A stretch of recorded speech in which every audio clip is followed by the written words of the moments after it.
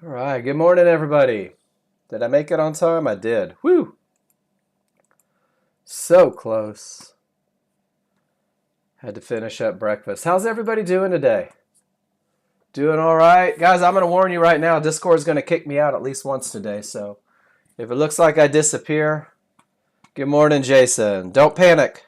I will always be back, right? I will always be back. Guys, I hope you're doing well today. Put a little note in there for news this morning. Wanted to make sure you guys were aware of it. Today is Thursday, March 9th. We had unemployment claims at 8:30 a.m. If you noticed, the market bounced a little bit, right? Skyrocketed up. Would have been really difficult if you were in a short position for some reason.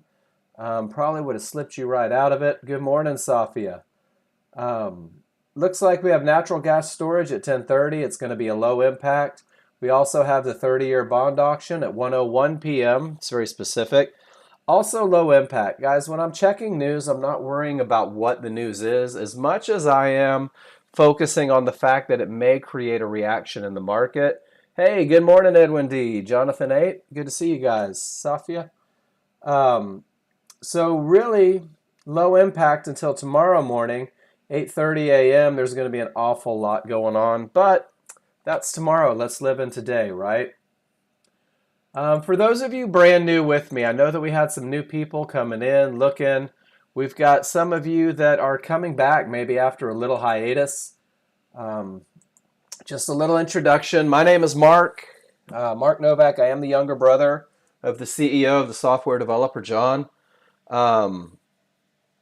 Yes, it is absolutely shocking to me as a sibling just how smart this gentleman is. We didn't see it growing up. But guys, I'm going to teach you to read the indicators of this unbelievable software that he's created. The whole goal of this classroom isn't necessarily to make you the world's greatest trader. It's to make you the best chart reader that you can be. Hey, good morning, Hudson. I was hoping to see you here this morning.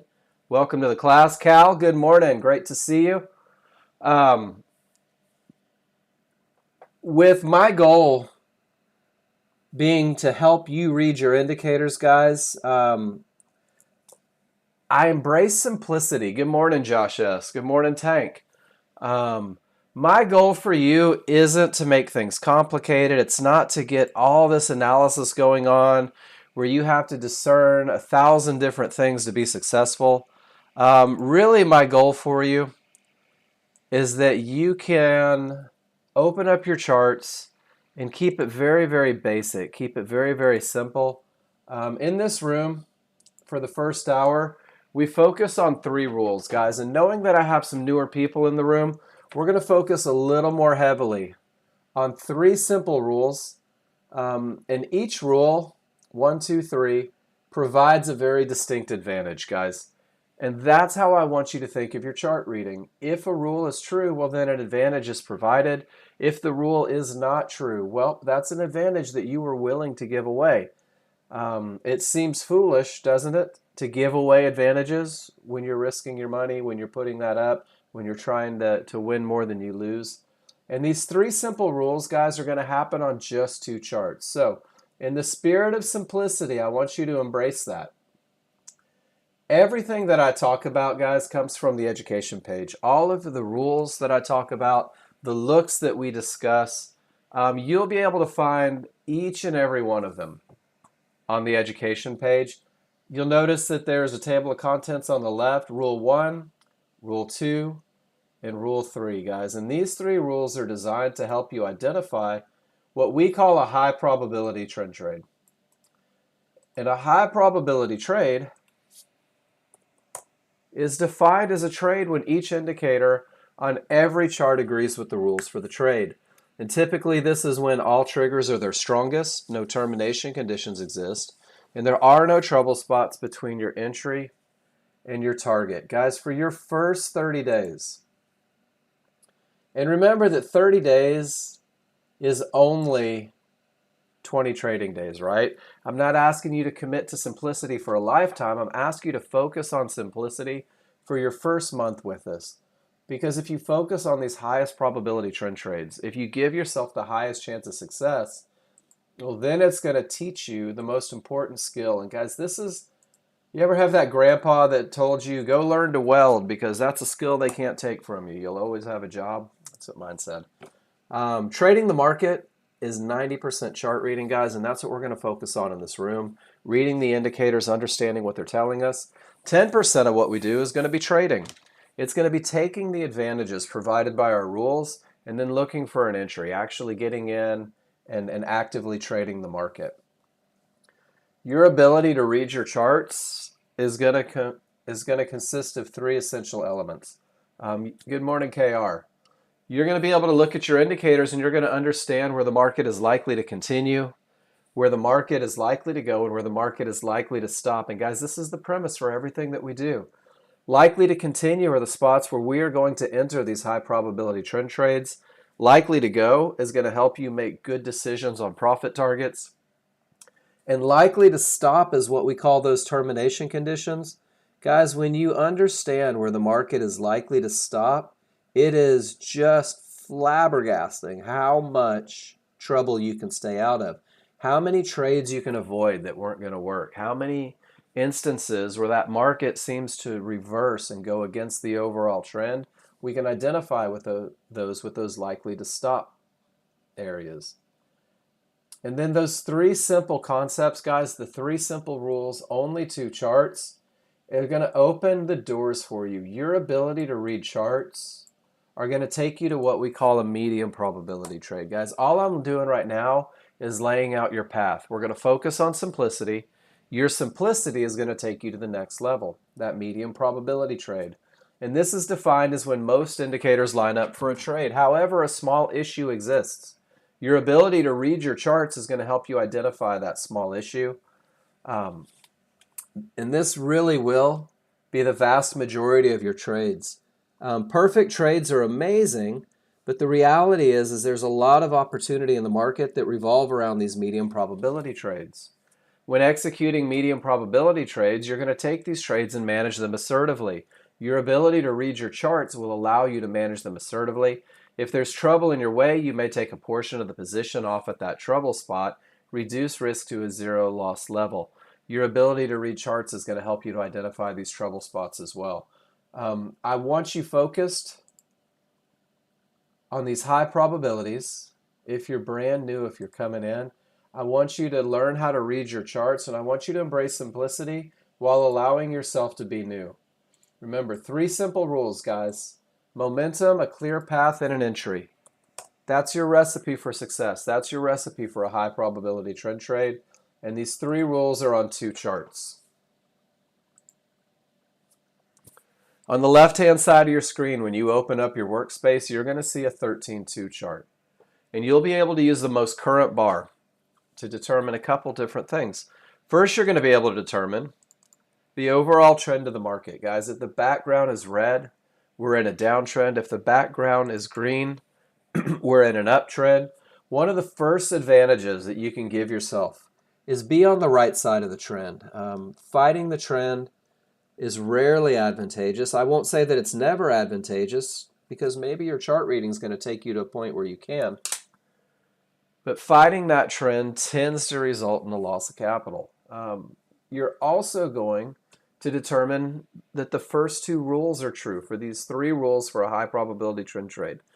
Rule number one, giving you strong trigger lines. You're going to recognize that on a 13-2. Rule number two, no termination conditions. None of those areas where the market is likely to stop. Both of these must be true on the 13-2. Because the 13-2 is a broad stroke of a brush, guys. This is giving you the overall look, the temperature of what's going on in the market. And when they're true, you're going to turn your attention to the 5-1. And this is going to be your entry chart. Write it down on a piece of paper. The 5-1 is my entry chart. It's not my analysis chart. Whoop, there we go. Discord bumped me. Can you guys still hear me when it bumps me, or do I have to get back into the room? I know that my mic is still hot. Coming back in. You can still hear me? Awesome. Here comes the screen again. Well, I'm glad I didn't swear when it kicked me out, huh? 5 by 5. Love it, guys. That broad stroke of the brush. You can hear and see me on YouTube. Thank you, Claire. You know I get nervous every now and then if I don't hear from you. I hate to give you a chore, but I sure do appreciate you letting me know I'm good. Guys, write it down on a piece of paper. Your 5-1 is your entry chart. It's not your overall analysis chart. Your 5-1 is simply taking, you can swear like a sailor because you are a sailor. I can swear like a sailor because I know sailors. They taught me. We're going to refine that broad stroke of a brush, guys. What happens in that one bar on the 13.2 happens in many on the 5-1. And this is where rule number 3 of 3 comes into place. We're going to use a limit order, and we're going to buy or sell a pullback in an area inside of favorable large triggers. By using this smaller, faster chart, it's going to allow me to reduce risk. It's going to allow me to maximize my profit potential. And guys, here's your picture of why we refine the way we do. That broad stroke of the brush says we're in a downtrend. Ultimately, that broad stroke of a brush lets me know that I have the momentum, the first part of that equation. That broad stroke of a brush lets me know that there's nothing in the way. And what happens in this one bar that gives me all that information, you're going to see 15 to 30 bars on that smaller, faster chart. You're going to get so good at recognizing where the market is likely to continue, you're going to be able to enter the market at a point which helps reduce risk and maximize profit potential. So that's the idea behind the two charts. And just remembering who's in control. Your large chart is the large crowd. That large crowd, oops, I'm not in pop-out mode, there we go, dictates momentum. That large crowd dictates the clear path. We're going to use the thought process of the smaller crowd to get us into these perfect entries, guys, these places where the market is likely to continue.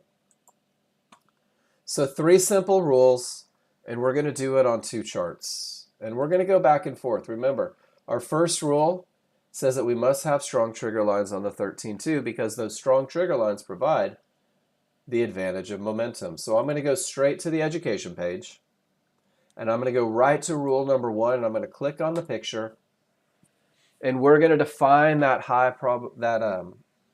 odds favorable momentum, guys. When the background is green on your 13.2, strong trigger lines means that your small triggers are up and above the large triggers. The large triggers are widening, they're angled in the direction of the trend. This space created between both small and large triggers lets me know that the odds are favorable for the market to continue up. Guys, you're going to see me type this in the room. You're going to see me type it on charts a lot. OFM, odds favorable momentum. In a downtrend, small trigger lines are down. They're below the large triggers. The large triggers are widening. The space between the two lets me know that the odds are favorable for the market to continue down. You're going to commit to this look in the beginning because we're going to rely on that advantage of odds favorable momentum. Because when those small triggers return to the large, when they work their way inside of the large triggers, what you run into is a situation where anything can happen up or down. And I've got a couple pictures of it, guys. Odds favorable momentum from the point where they accelerate away until they return. This is where your advantage lies. From that point where everything agrees, everything says down, the space is created, until they return. Strong trigger lines mean that you have the advantage of momentum. Guys, this is going to be the easiest one. If you're brand new day 1, you're probably already saying, man, that's easy. I've got this. Guys, give me a Y in the room. Are you with me on that? Odds favorable momentum. We're going to wait for it to start, and then we're going to look for our opportunities, guys.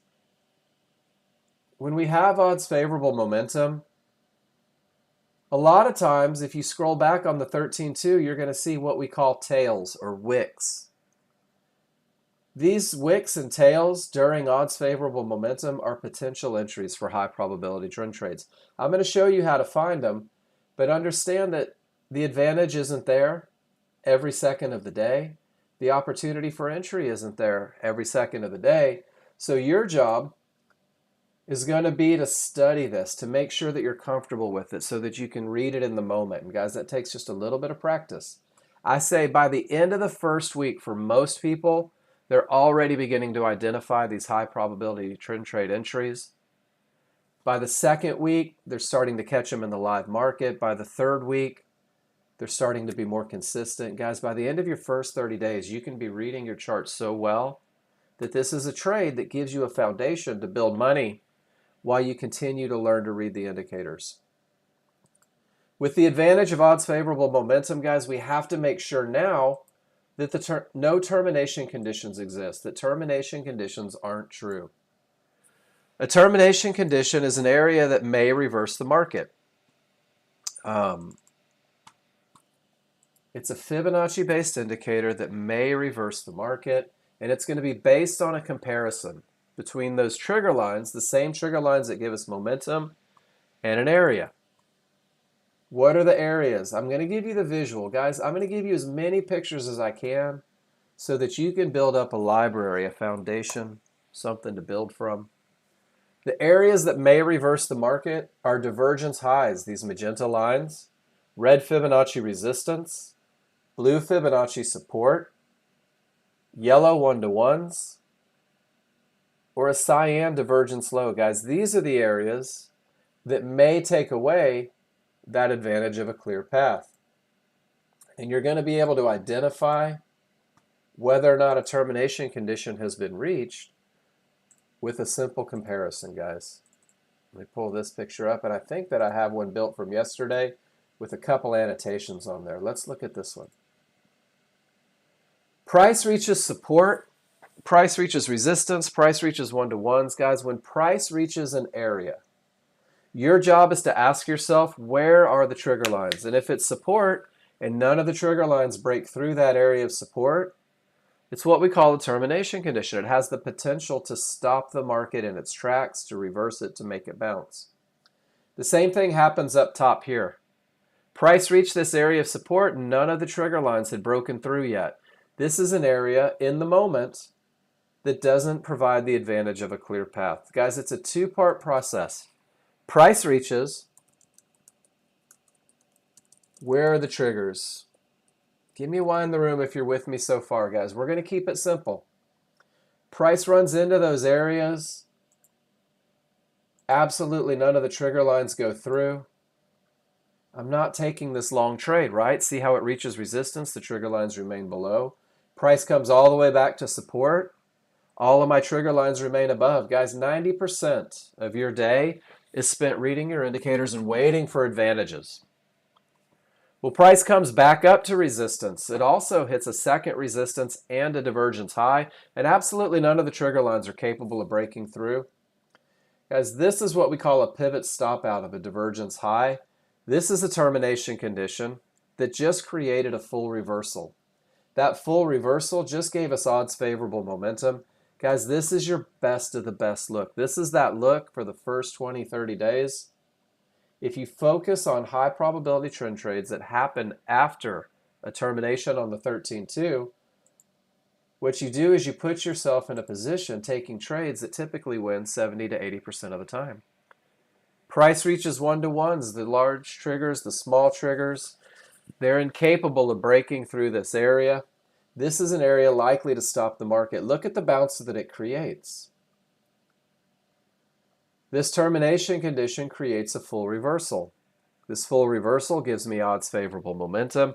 There's one of those tails and a potential entry for that highest probability trend trade. Guys, is everybody good with this? I have 47 people in the room. Not realistic to expect 47 yeses, but if you're brand new, right, if you just got here, trying to figure these things out, Hudson, how you doing? Feeling good about it, right? Give yourself the advantages. Well, we see where we don't have the advantage of a clear path. When does that advantage return?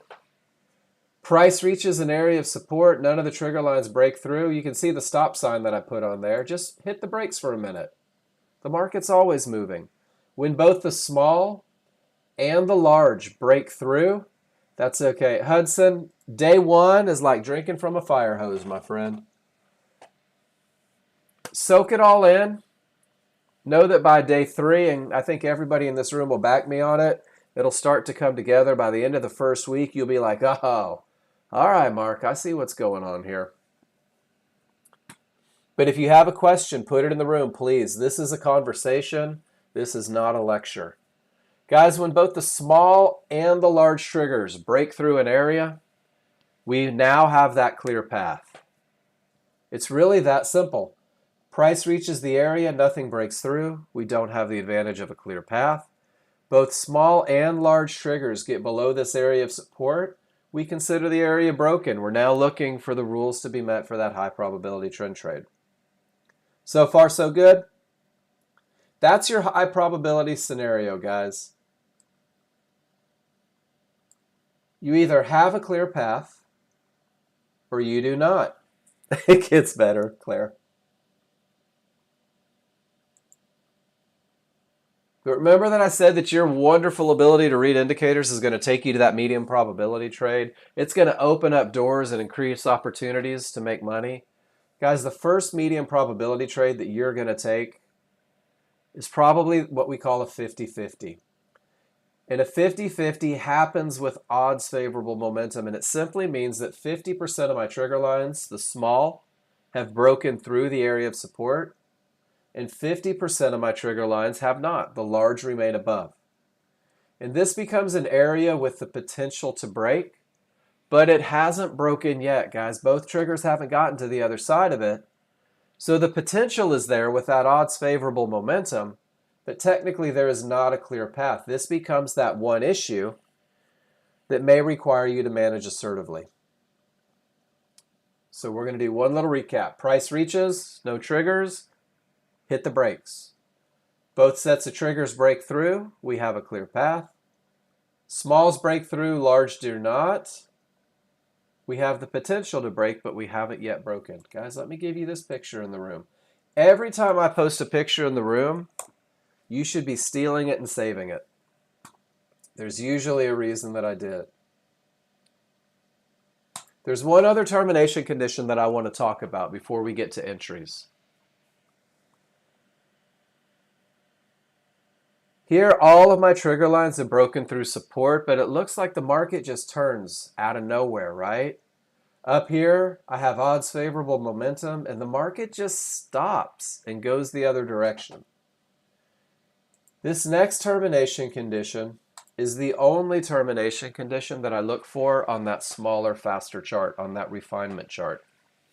And it's three divergence in the same general location. Three divergence in the same price range may terminate a trend. This is your smaller, faster chart letting you know what's happening on that large chart, because what's happening in one bar, we're seeing in multiple here. This is a very powerful condition when those small triggers work their way inside of the large triggers. You remember the trigger lesson? Smalls outside of the large means that the odds are favorable for the market to continue in the direction of the trend. Smalls inside the large means that anything can happen. What we've done is we have relinquished the advantage of momentum. You'll see this on a small chart from a low. You'll see this on a small chart from a high. And what it's going to do is it's going to allow you to recognize when the market has that potential to turn. Even with odds favorable momentum, three divergence may keep me out of attempting the long. Even with the clear path, three divergence may keep me from attempting the short. And when we start taking medium probability trades, and they must be managed assertively, three divergences can let you know to manage out of a trade because it doesn't have the potential to meet that next area. So guys, those are our termination conditions. That simple comparison between price, the area, looking at the trigger lines. No termination conditions means that you have the advantage of a clear path. Strong triggers means that you have the advantage of momentum. And remember, a high probability trade, all your indicators on every chart agree for the trade. So the only part of the equation that we're missing right now is the entry area. So let's go take a look at the entry area. Before I pull it up, let me give you that reminder. Your entry area is on the 5-1 chart, that smaller, faster chart, that refinement chart. Finding that point where the market is likely to continue and being so precise that we're going to use a limit order to buy or sell a pullback, meaning that we're going to wait for the market to come to us. We're going to wait for that pullback to come to an area, fibs, mid-bands, or one-to-ones, and we're going to make sure that those areas are inside of favorable large triggers.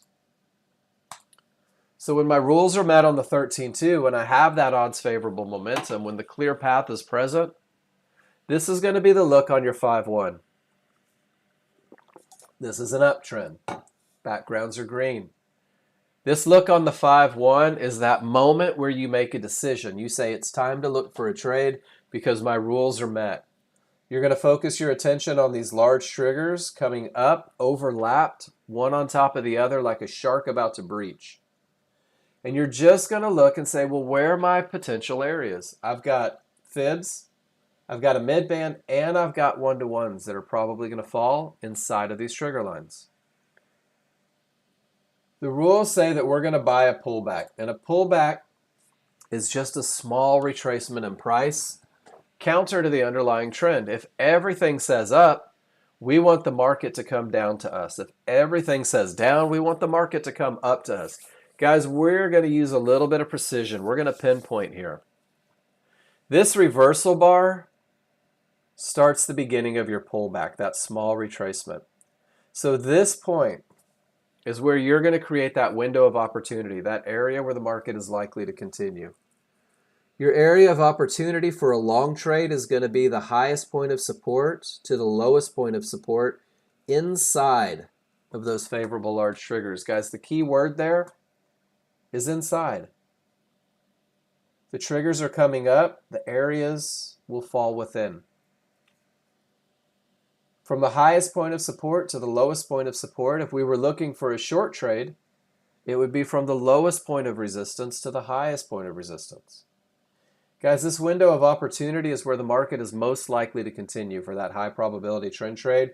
Your job will be to right click on your chart and activate the limit order. Wait for that market to come back to you right at the top of that window, a tick or two above that highest point of support.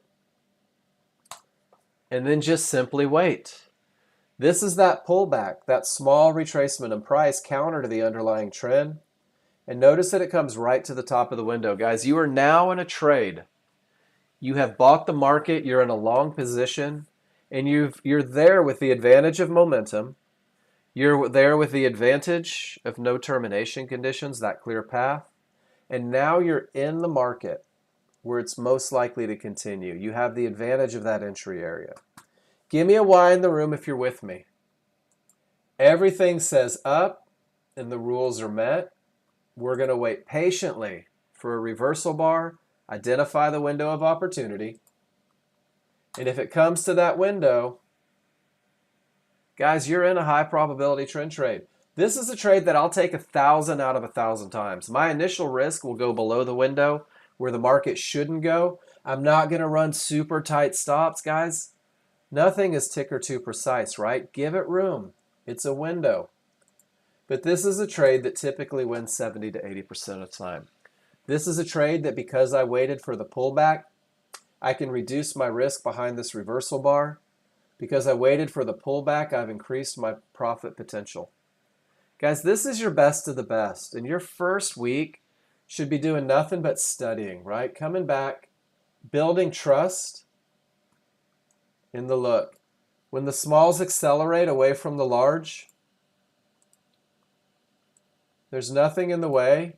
I want you to get in the habit of just circling tails. When the smalls break through an area, circle a tail.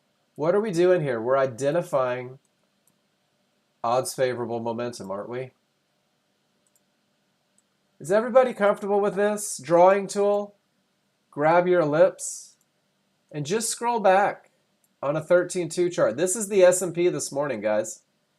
Look at that termination condition. Price reaches an area of resistance. Absolutely no trigger lines go through. No more long trades. Price reaches support. Even with odds favorable momentum, absolutely no trigger lines go through. No more short trades.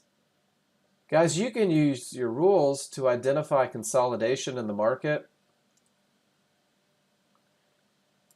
Resistance, no long trades.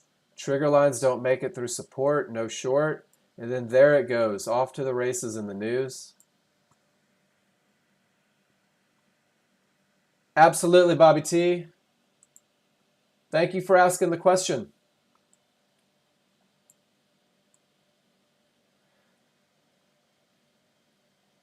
All right, guys. Trick question. Are you ready? We had odds favorable. The smalls break through the area. I'm going to move this circle to the only area near those triggers, guys. Is this mid-band inside of these large triggers? When I'm looking for a window of opportunity, from the top of the triggers to the bottom of the triggers, the only area that falls inside are these one-to-ones, guys. This is one of those trades where the area had the potential to break, but hadn't really broken yet. We had a loss of momentum on the 5-1. I always tell my new users, your first trade will probably be a 50-50 trade. If you have an area with the potential to break but hasn't broken, I want you to be selfish for a little bit. I want you to absolutely, positively insist on the best of the best entry. Whoops. Where did I put that picture? If I'm looking for a 50-50 trade, if I don't have the advantage of a path that's broken, smalls are through, large are not, guys, I don't want to slow down on my 5-1. I don't want to see that loss of momentum on the 5-1. I want to make sure that my window of opportunity is tight, is small. I want to make sure that my trigger lines are strong outside of each other. Guys, this is a perfect 50-50 entry. I'm going to put it in the room for you. Some of you might want to study this.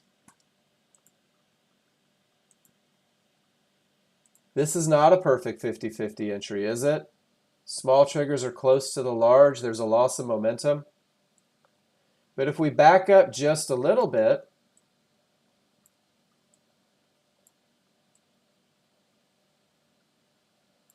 here's this circle. I have odds favorable momentum.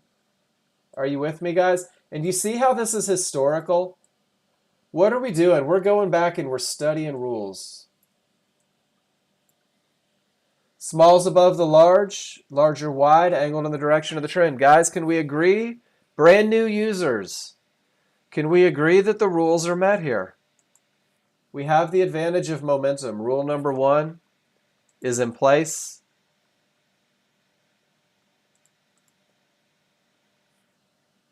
Anybody? Nobody knows at all? I'm the worst teacher ever. Smalls above the large, larger wide, angle the direction of the trend. Guys, if you don't see it, raise your hand. Let's talk about it.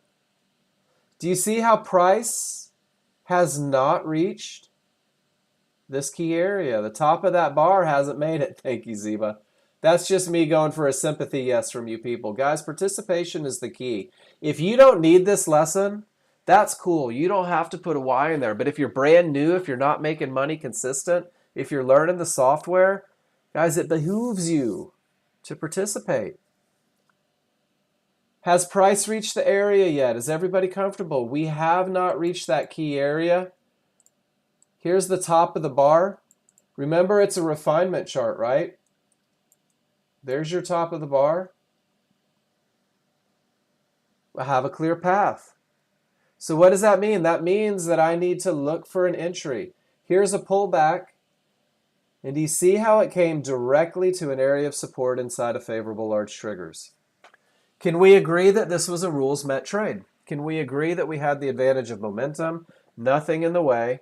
Absolutely, guys. This is your best of the best. I want you to take a picture of it, because this is a rules met 100% trade. I want you to use your call out button. And I want you to put momentum, clear path, area, This is a trade, right? Absolutely. So Bobby T, when I talk about favorable large triggers, absolutely, Buck. Gosh, great questions, guys. Great questions. When I talk about favorable large triggers, you guys know I have pictures, right? I take about 50 pictures a day.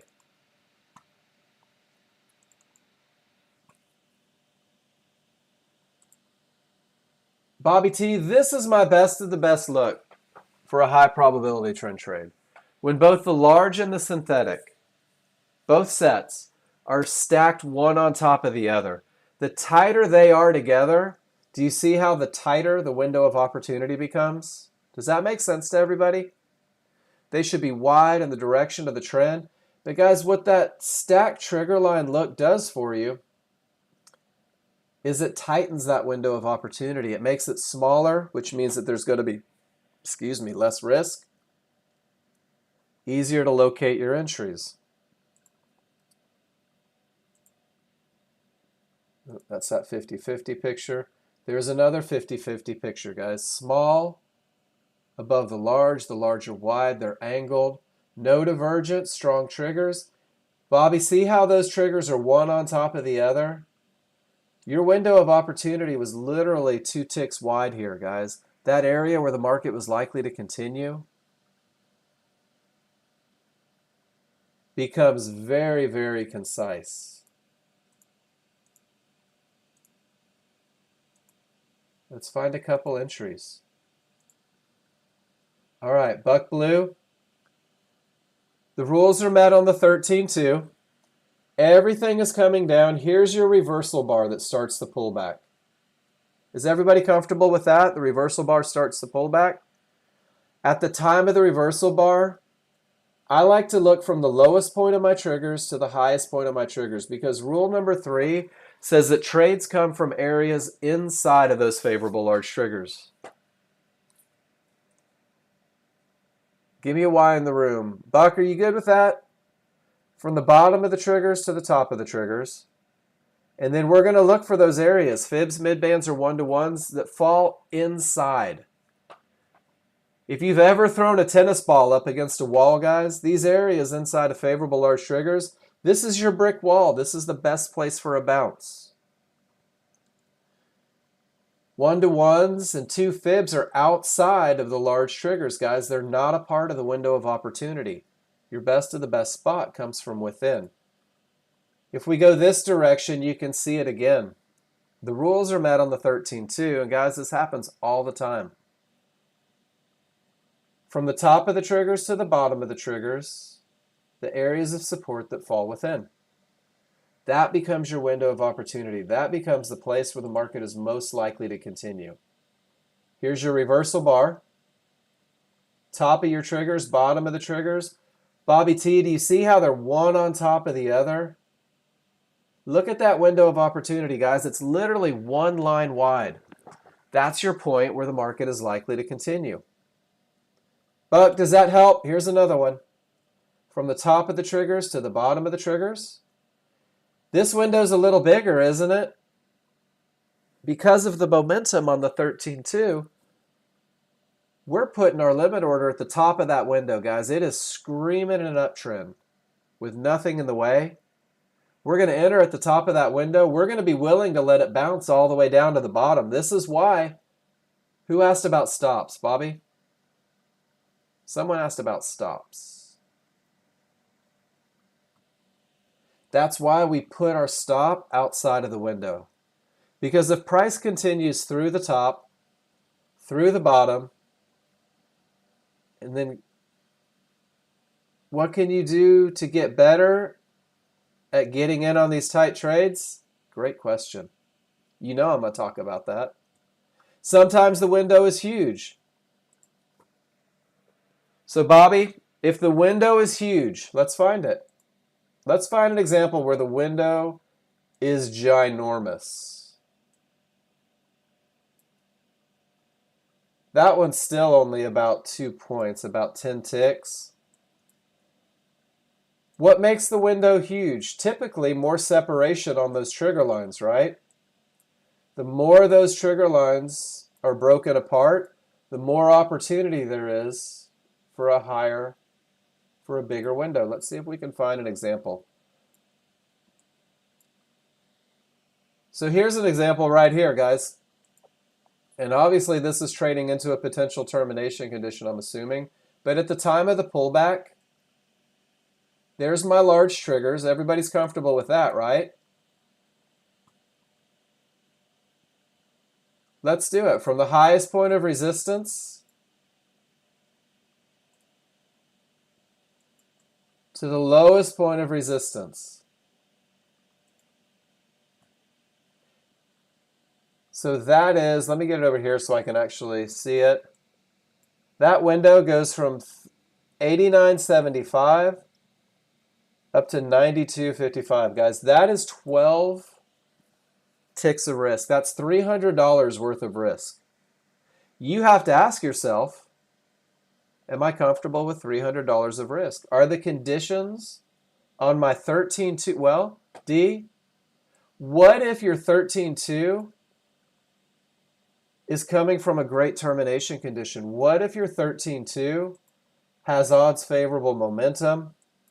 What if your 13.2 has a clear path? Let's go back and see if we can find that box. What if your 13.2 has every advantage under the sun? Would you be willing to get in at the bottom because of all the advantages that the 13.2 give you? Your ability to study, right? You're going back and studying these looks is going to help you make that educated decision. But D, how do you feel about that window of opportunity directly into a termination condition? It's like giving your money away, isn't it? Awesome.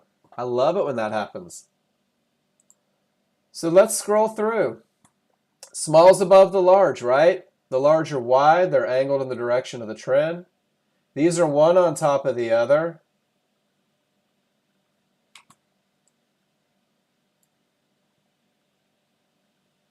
Not my best trigger look for a long, but a pretty good one, right? The smalls are at the very beginning of accelerating. If we went through the process from the top of the triggers to the bottom of the triggers, the only area inside of there is a mid-band. Guys, some people might take this trade because the smalls are above the large, because the large are widening, they're up, because there's nothing in the way, and because there's a pullback. Outside of that window of opportunity is right about here, right? It'd be a small loser with a lot of advantages. And it doesn't mean that the market isn't going to continue up. Guys, this one just decided to overrun a little bit.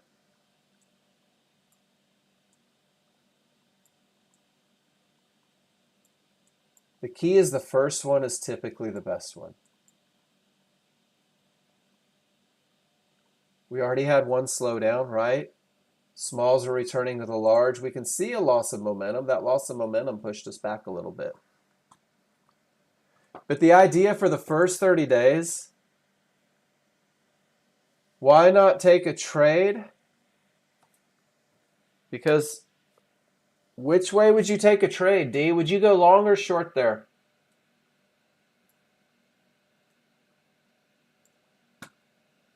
You would sell?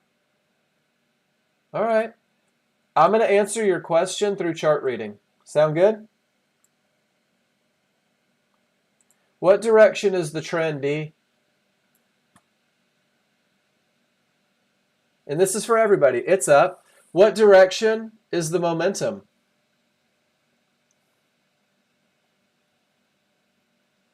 No. Small's above the large are green, they're wide, they're angled in the direction of the trend. Everything says up, right?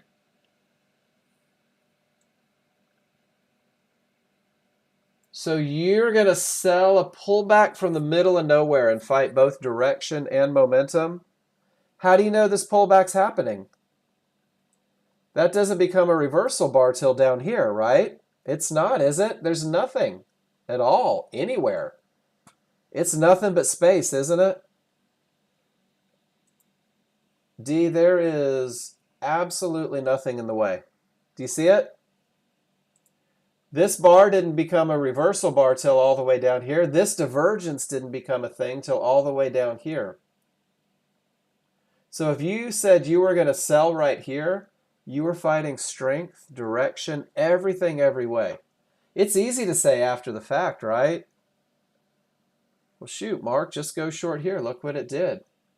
But there's no advantages. Yeah, and guys, remember that rules are advantages. How do we get better at rules? We practice them. Let's go to crude oil, see if we have it.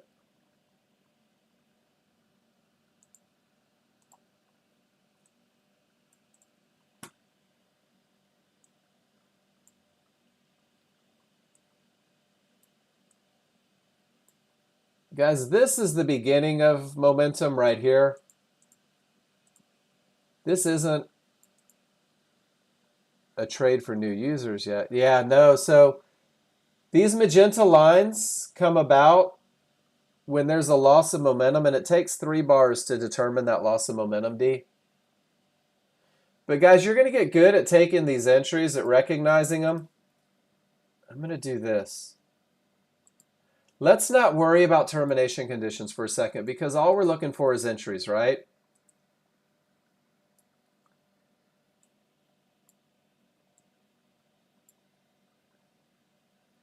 Smalls breaking above the large. The large are wide. They're angled in the direction of the trend. You guys want to just go ahead and pick an entry?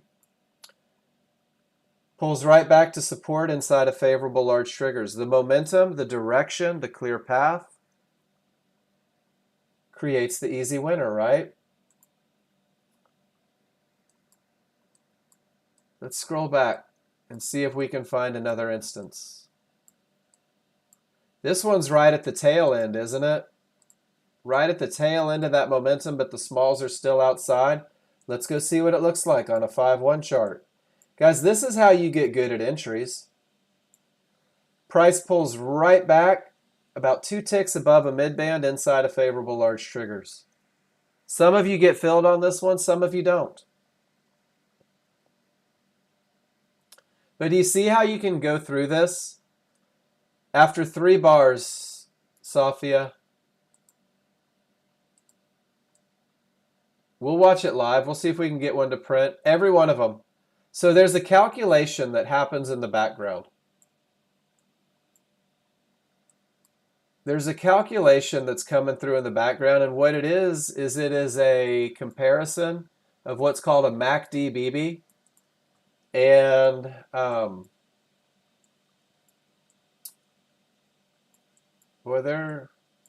that was right before the open at news. And what it does is it says that price and momentum aren't matching up. So what happens is I get a reversal bar, and then the next 2 bars confirm that that loss of momentum, that pivot is true, and that's when it prints. And guys, as you watch me scroll back, what you're realizing is that there's not always opportunities, right? Sometimes there is, sometimes there isn't. And having a little bit of trouble this morning finding some rules met high probability trend trades. Let's check this one at 643. But this is how I study, guys.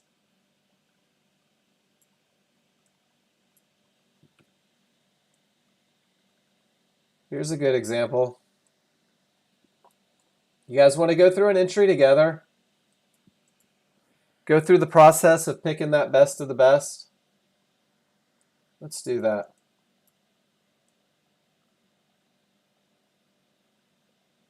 All right, D, we're going to use this one. Rules are met, correct. Smalls above the large, larger wide, angled in the direction of the trend. This is what your 13-2 is going to look like.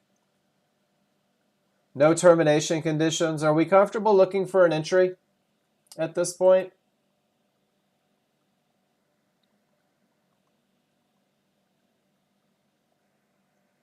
Waiting for a pullback. And D, what signals the beginning of that pullback? What am I waiting for on my 5-1? Reversal bar, right? Cool. So at the time of the reversal bar, guys, let's grab a drawing tool. If I go from the top of my trigger lines to the bottom of my trigger lines, everybody's comfortable, right? Because we know that the area has to fall within those trigger lines. Give me a Y if you're with me. We've got momentum. We've got no termination conditions. We've identified the top and the bottom of the trigger lines. And now we're going to refine it, right? There's my lowest point of support. There's my highest point of support. So between 57 and 63, guys, this is where the market is likely to continue. Is everyone comfortable with that? We've pinpointed the area inside. So my job as a new user is a tick or two above. If the mid-band's at 63, maybe right there at 65, I'm going to activate a limit order, and I'm going to wait for the market and see if it comes back and gets me. And sure enough, I just entered a trade right at 76.65. If my stop has to go outside of the window of opportunity, that's 12 ticks right there, guys. Sometimes you may have to go 13, give it a little room. Sometimes you may only have to do 7 or 8. But we start at 12, so we have time to adjust. Is everybody comfortable with that so far?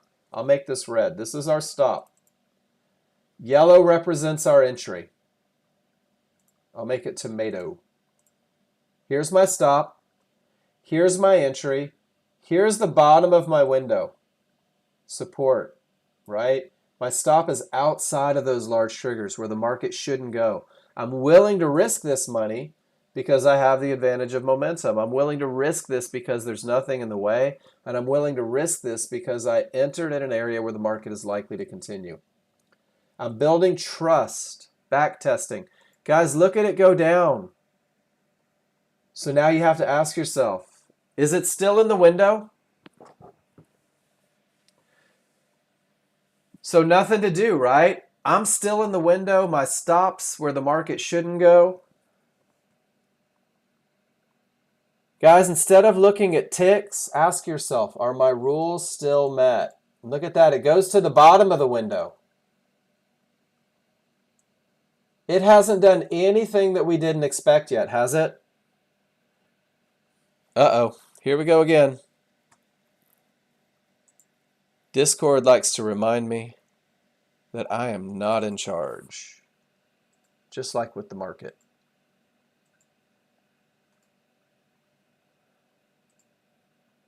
All right, guys, so the rules are still met. Let me get my screen up. Sorry about that. I still have odds favorable momentum. I still have no termination conditions. I'm still inside of the window of opportunity. This market's done everything that I anticipate it to do. In our brains, we hardwire ourselves to believe that it has to go from the top, but it doesn't, right? We're just identifying the top because we have that momentum. Let's see what happens. Winner or loser today? Oh, guys, we finally got a reversal bar. Let's reduce risk. 2 ticks below. My stop's at 63. I've still got 12 ticks of risk. Guys, we're going to talk about a plan that gives you a very mechanical approach to making money. Your first profit target is going to be $100 as a brand new user. Your second profit target is going to be $200 as a new user. Nice and easy, very mechanical. My first stop movement is when I get this reversal bar letting me know that the market's now moving in the direction of the trend, moving in the direction of the momentum. Is everybody comfortable with that? 2 ticks below a reversal bar. The market has told me that it's okay to reduce risk. Going long, absolutely. D, why? Because momentum and direction and that clear path are all to the upside on my 13-2 chart. It would be financial suicide. Let me share my favorite book with you, D.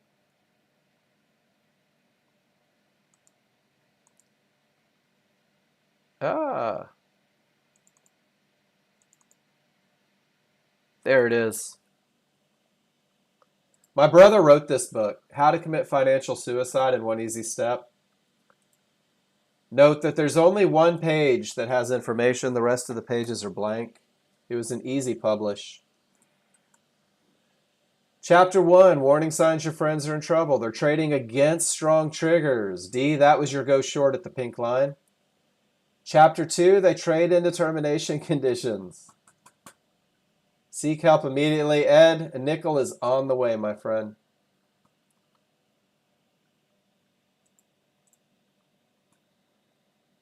So we're going long.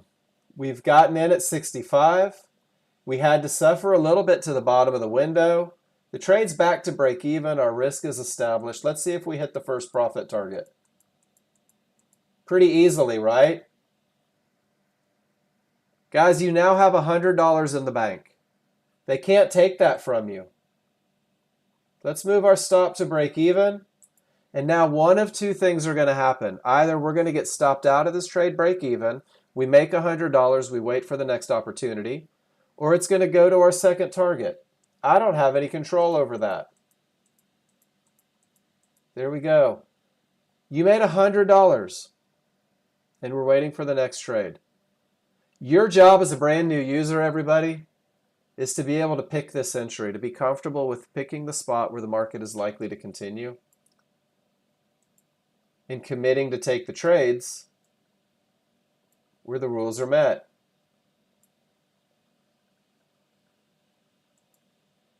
All right, so there's our first hour, guys. That's what I like to talk about in the first hour. I want to talk about rules. Look at that. Anything can happen triggers. I don't even have areas on here. Anything can happen triggers. And it pushes right beyond areas of support inside of favorable large triggers. Give me a Y if you see that.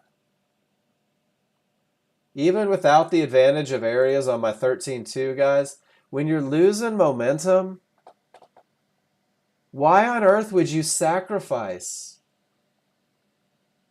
Why would you say, well, I don't have momentum on either chart. I sure hope this area holds, right? When what you could do is wait for the momentum. Wait for the clear path. Guys, look at that entry.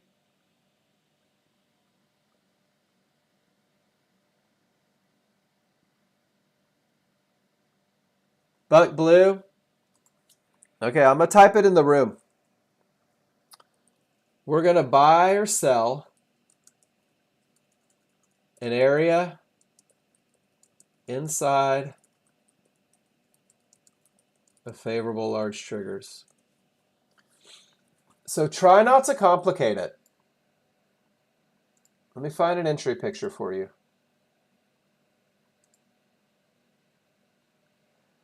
So buck blue, the only place we're looking is inside of favorable large triggers. Do you see how these 1-to-1s are outside of the large triggers?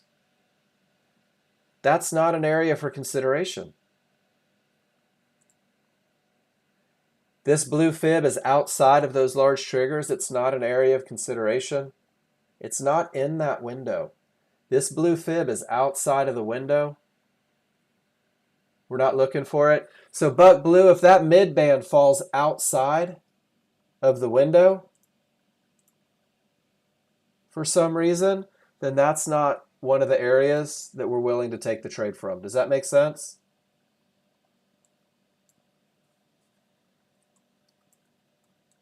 On this one right here, the mid band's a little bit outside, right?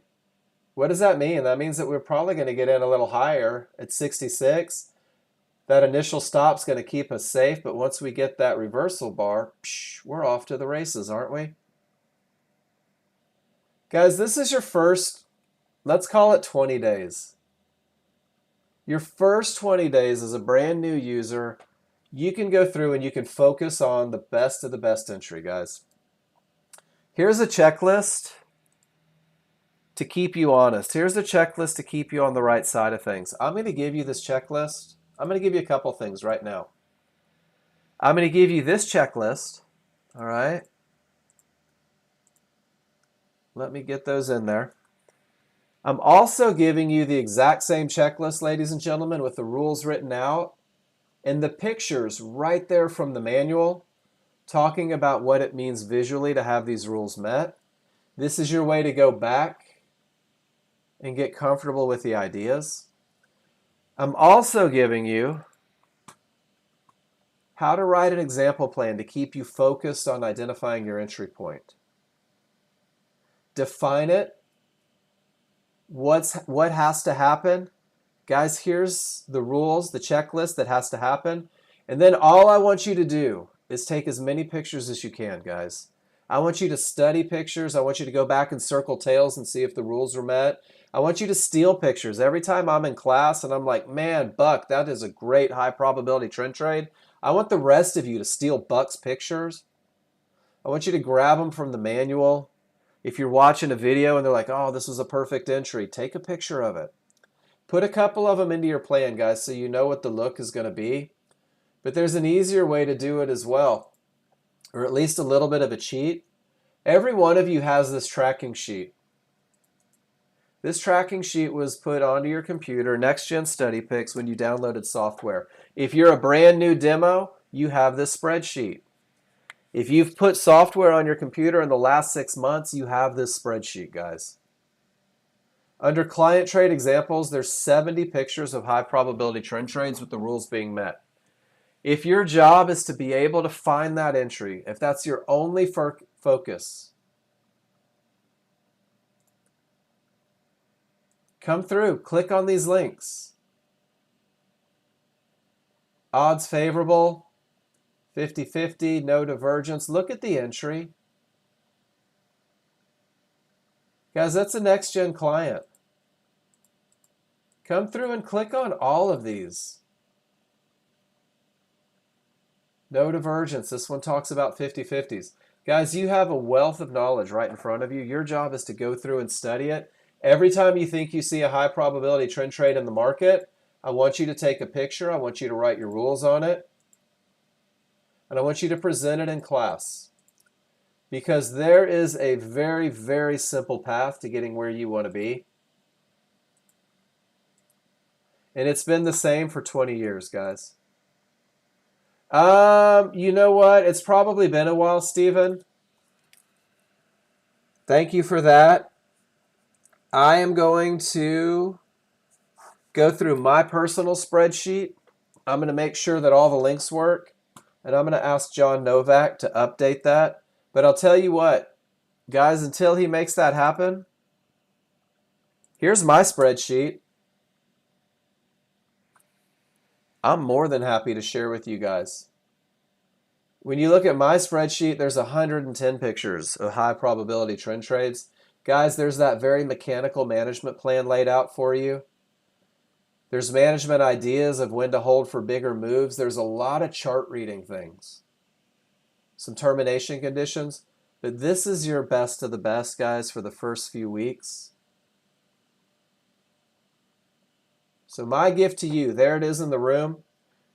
Click on it, pull it over to your desktop. Guys, the path to success. Post your trades in class. Post your pictures in the spreadsheet. Study every day. Learn the rules so you know when it's okay to trade. How do you know it's okay to trade? Well, you have a checklist that tells you exactly when it's okay to trade. And absolutely, Gary, you can pull pictures from the training manual to start building your spreadsheet. Simulate your trades daily. Post your pictures in class. Don't practice the wrong trades. You're welcome, Stephen. Simplify. 3 rules, 2 charts. Use market replay, guys. Go back and fix your mistakes. Take pictures of the correct trades and repeat this process every day until you always take the correct trades. Because if you're always taking the correct trades, that means that you're following the rules, right? And if you're following the rules, your rules have been proven to win more than they lose. Isn't always taking the correct trades the best way to guarantee yourself that you can win? And then when you're ready to test your plan, use something like Apex Trader Funding, guys, because we all have chinks in the armor. You have to accept that there may be a flaw. You think you're ready, but there may be something you're not sure of. Maybe you haven't posted enough. Maybe you haven't practiced enough. Maybe you're going to do absolutely stunning, but these prop firms, for a small monthly fee, let you control 50, $100 million worth of their money. And if you pass their account with your trading plan, they'll fund you and let you keep the first 90. And when you can make money in a real world setting with someone else's money, you may trade your own money with their funded accounts. Remember, there's no penalty for being cautious when you start trading.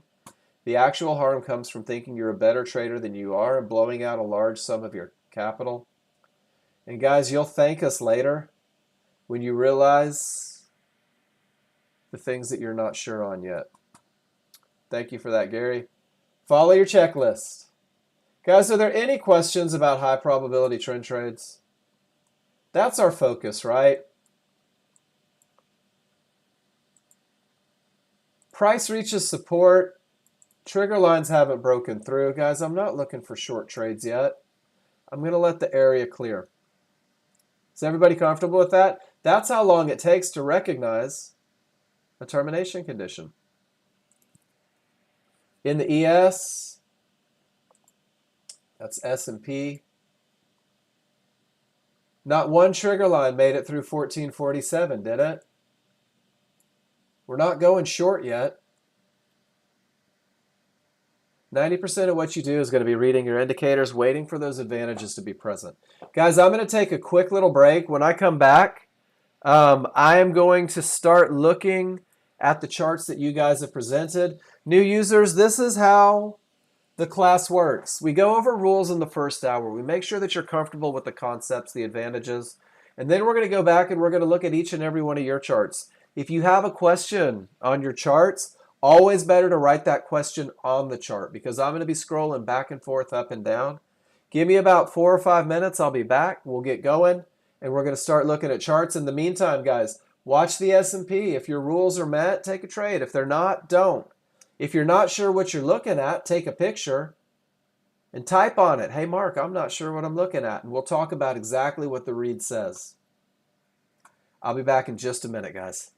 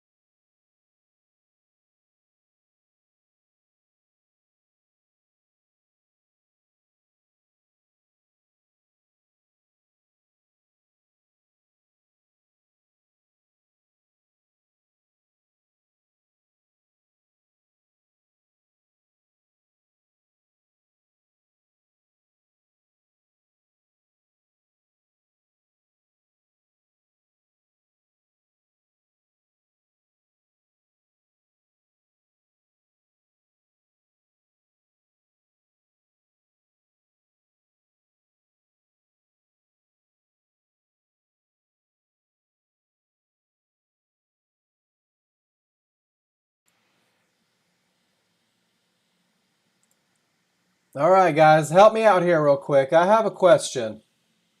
I can't figure this out.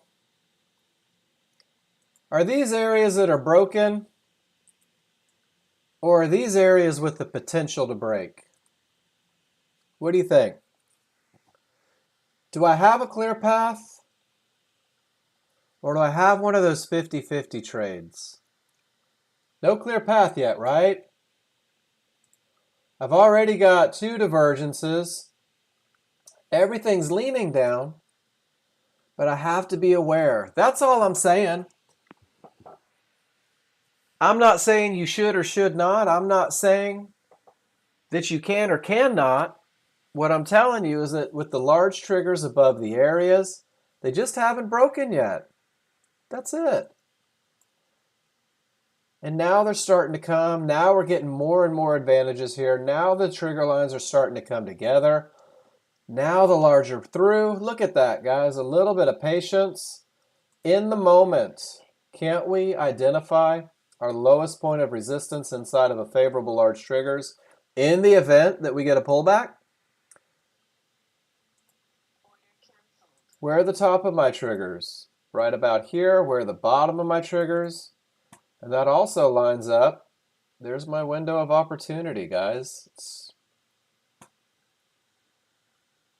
See how quick that can be.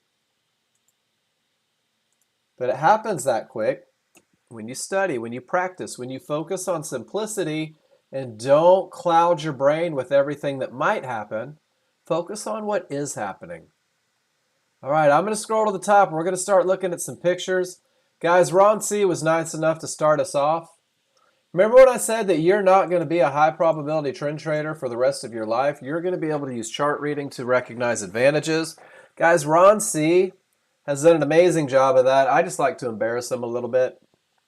Ron C. says that when I have odds favorable momentum, when I have a clear path, I'll take a momentum style entry and exit at the trouble spots. Fibonacci lets him identify when the clear path starts.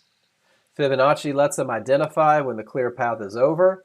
And trigger strength lets him know when he has an opportunity to make a little money in the middle. Ron, I love this trade. I can't figure out how to wrap my brain around it still, but I sure do like it. Gary does a lot of chart reading. This is a termination condition. Price reaches, divergence high, don't have momentum.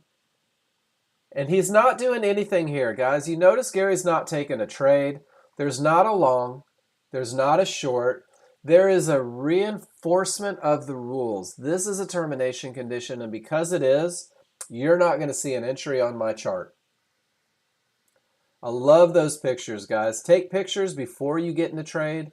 Take pictures after you get in a trade. Take pictures when you're in the middle of a trade if you have time. Take pictures when your rules are met. Take pictures when your rules aren't met. Annotate every one of those pictures and keep building the lessons.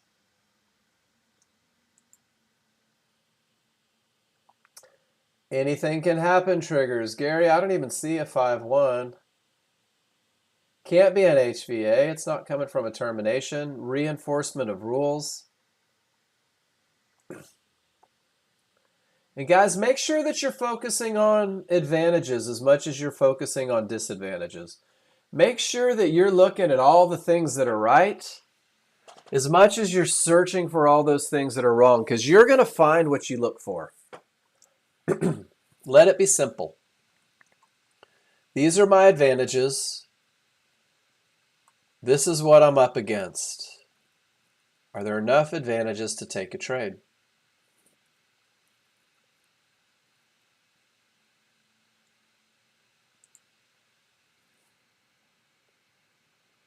Gary says here, with the small breaking above the large on a 13-2, with the pullback to support inside of favorable large triggers, he didn't quite get filled.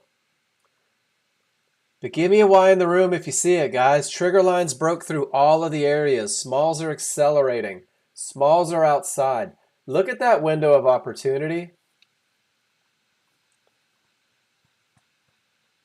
Do you guys remember when I said a tick or two above, right? A tick or two above. Don't trip over pennies. to try and make an extra dollar. Imagine if that entry had been at 4,375. I'm not beating up Gary. Gary knows this.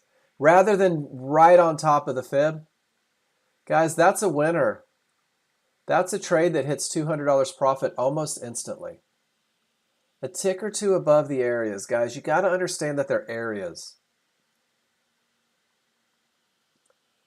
If 0350 is the line, 0375 to 0325, right?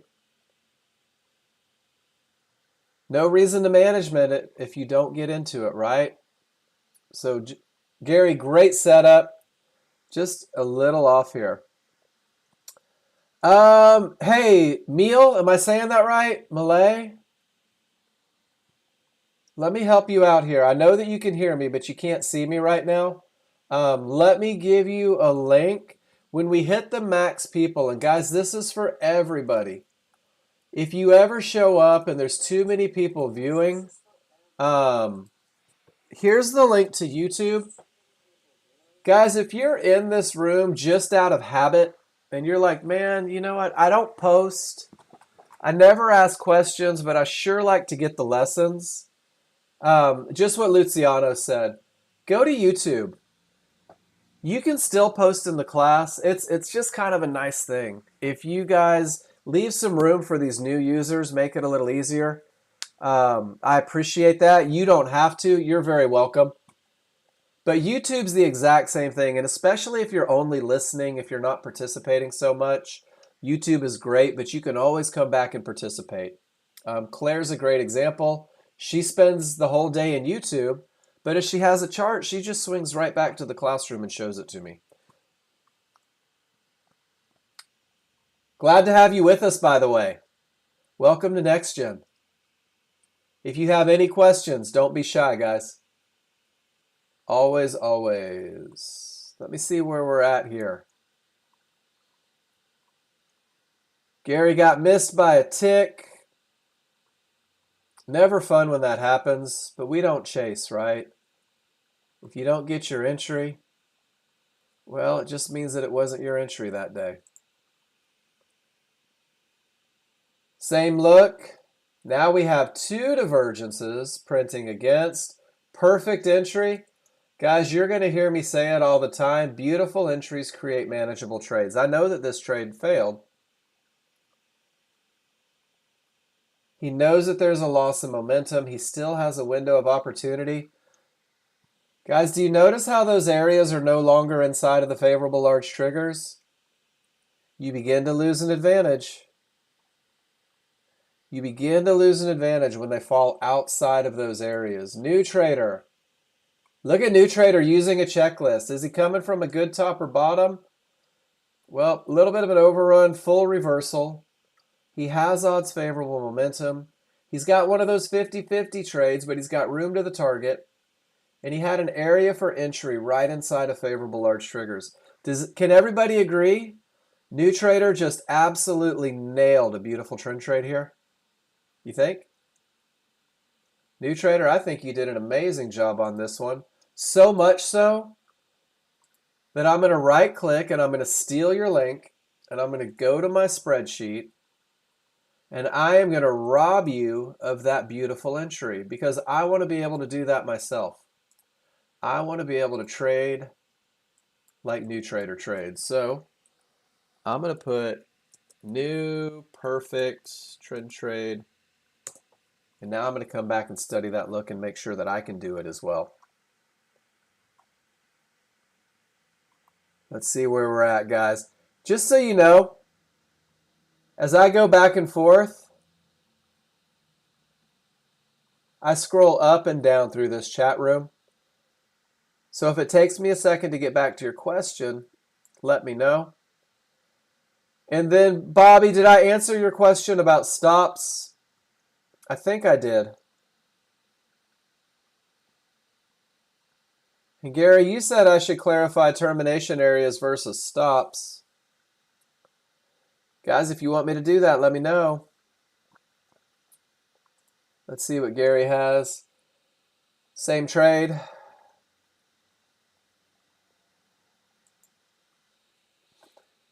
Here's one more. There's the beginning of that momentum. Pullback. I like this trade.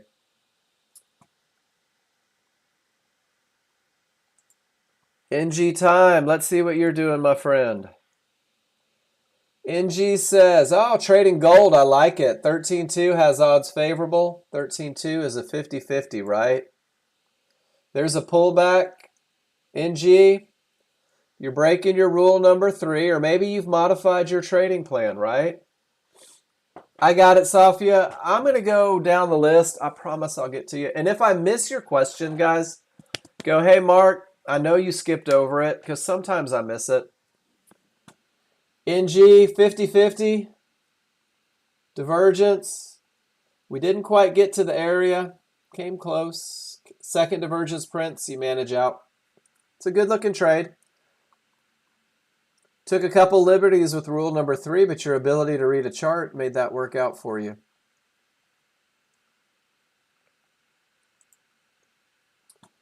All right, Gary, everything says up. You take the pullback to support inside of favorable large triggers. Guys, this is the one we did in class, right? There's the top of it. There's the bottom of it. Beautiful trade, Gary. Edwin D. Look at that entry. You're one and done. This one was stopped out. Ed, that was a great trade. If you had caught in the first had you caught the first one, it becomes an easier manage, but you nailed your entries. You had the reasons. This one just decided not to go. I like everything about it, Ed. Oh, that's a good idea, Claire. You have a laptop and one monitor. Use your tablet for YouTube and run the Discord chat on the laptop. I run all my side stuff on my laptop. I have two 32-inch monitors. I've got you guys on one, and I've got charts on the other. I like the idea of using the tablet. That's really smart. All right, let's see where we're at. A lot of pictures today, guys. I appreciate it. Keep them coming. There's lessons in everything that you guys post. And sometimes I lose my place, so I ramble for a second while I get through and find where I left off. NG time. Gary, there's Ed. All right, Safia, here we go. Safia says, hey, Mark, question on this trade. I got out when divergence printed.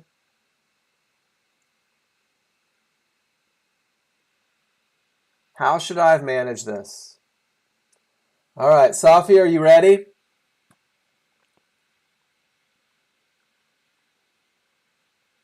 Okay. I'm going to take a picture of your picture.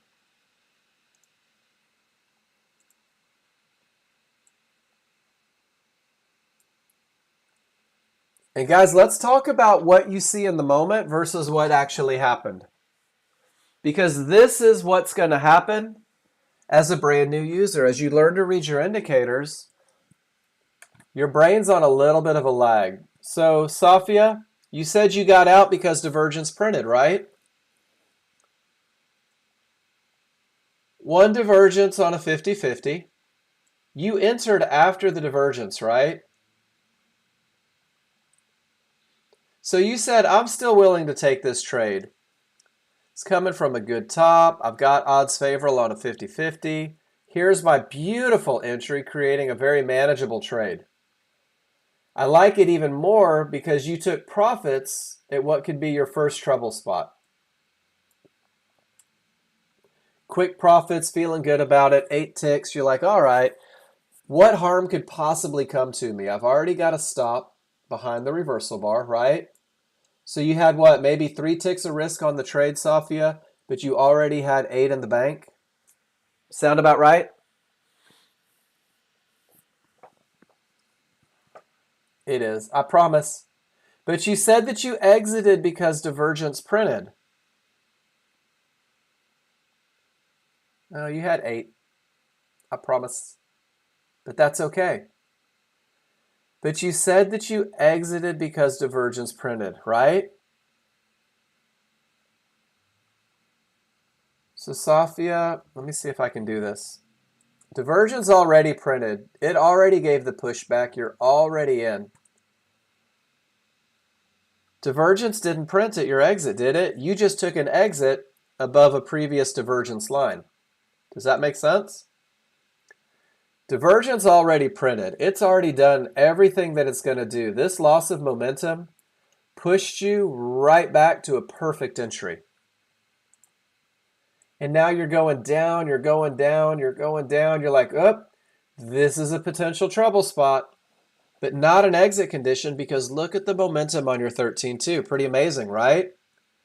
So this is where, Safia, you may say to yourself, if I get a second divergence and those small triggers are inside of the large, well, then maybe it's an exit condition. But right now, everything is pointed down. I've got virtually no risk. This is my trouble spot. I'll see what the market does. And it doesn't even blink, does it?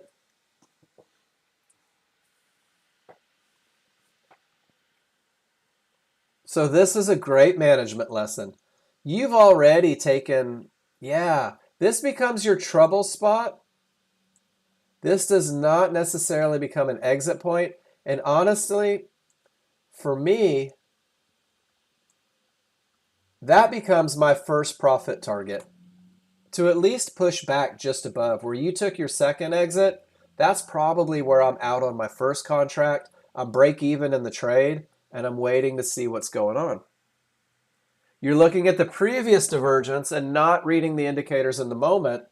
You're not reading that odds favorable. You're not reading that that divergence had already done its job and every trigger line says down. Because you know, and Safia, and guys, this is so normal. Because you know, Safia, that one divergence, that divergence on a 50-50 may be problematic, right? You've got that hardwired in your brain that it could create a problem, which is perfect because you have the awareness. So what you're doing now is you're turning that awareness of a problem and you're learning to be more in the moment. And you're not dwelling on what did happen. You're looking at what's happening right now as you come back to that problem. So I think you're exactly where you need to be. This repetition is great for you.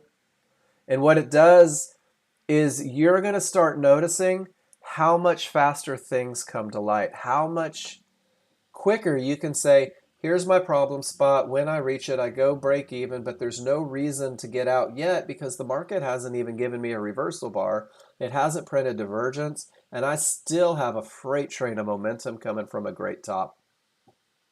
Did that help, Safia?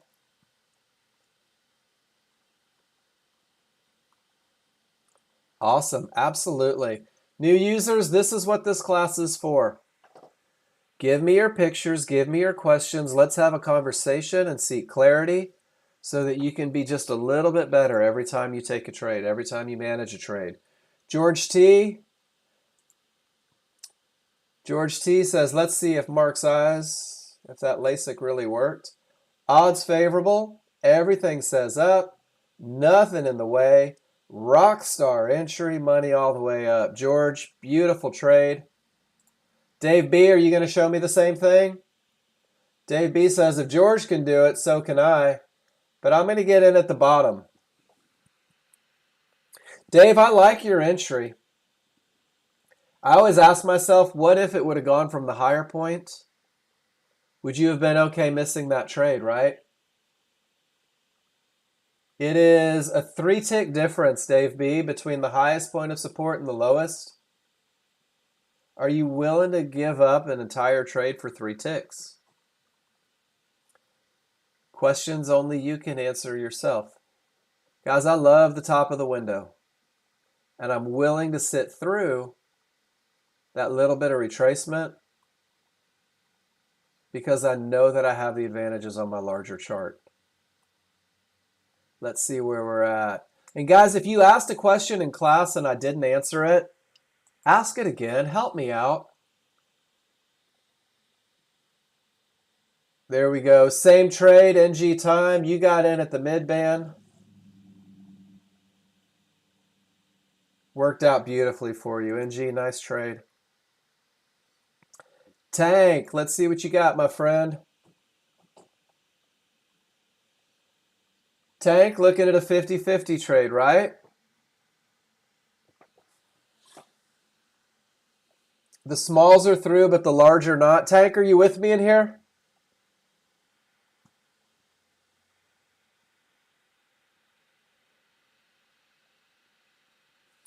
Not me. Is it Miel? Am I saying that right? Miel? Awesome. So Miel, I don't take into consideration double tops, double bottoms, unless they're termination conditions. And what we typically see, let me go through Tank's picture real quick. Oh, let's get some clarity too. Tank, 50-50 trade, right? Smalls are through, large are not. We know that it's not high probability. We're looking at an area with the potential to break but hasn't yet broken. You comfortable? So we go to your 5-1 chart, Tank. First pullback doesn't quite make it, but on the second pullback, you'll notice that we're losing momentum on that 50-50. I love your entry, and your entry makes a very manageable trade. And I think you did it great. You got in when that second lower divergence prints, those small triggers are inside. It looks like you lost a tick or two.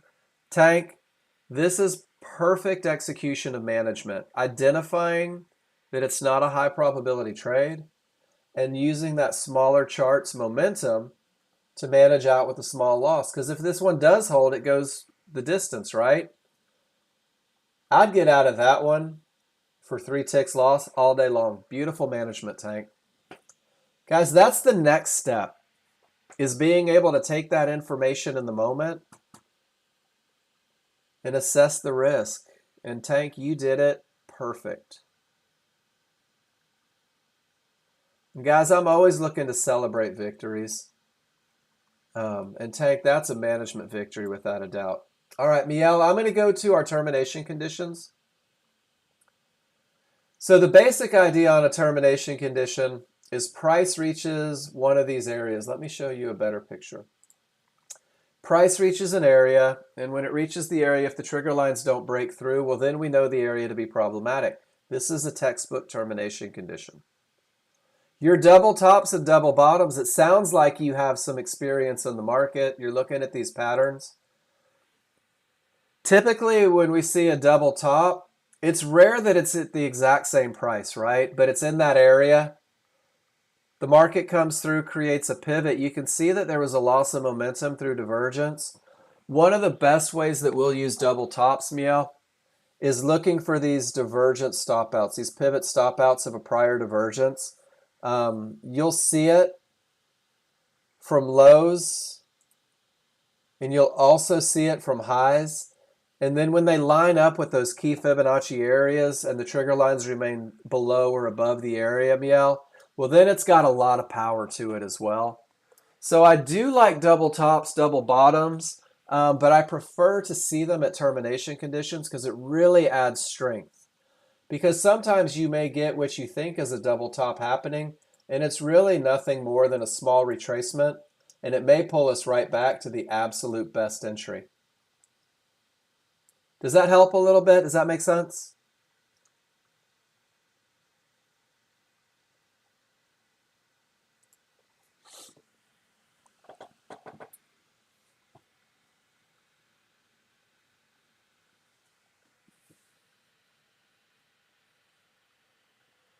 These fibs are amazing. You don't have to do anything. That's the wonderful thing. We can use Fibonacci, Miel, as areas where the market is likely to go, right? So if I'm in a long trade and I come up to resistance and none of my trigger lines break through, well, I can just take profits. Sometimes they break, and sometimes they hold like concrete barriers. If I'm long, I can identify 96, 93 as a great place. I'm losing momentum, price is coming into it. What a great place to take profits without having to wait for a double top, without having to wait for a pivot stop out. Same thing down here. If I'm in a short position and I reach fibs and absolutely none of my trigger lines break through, What a great opportunity for me to get the most out of that trade rather than waiting for a double bottom or a double top. Same thing up top. So what you're going to see is that these fibs create amazing profit targets.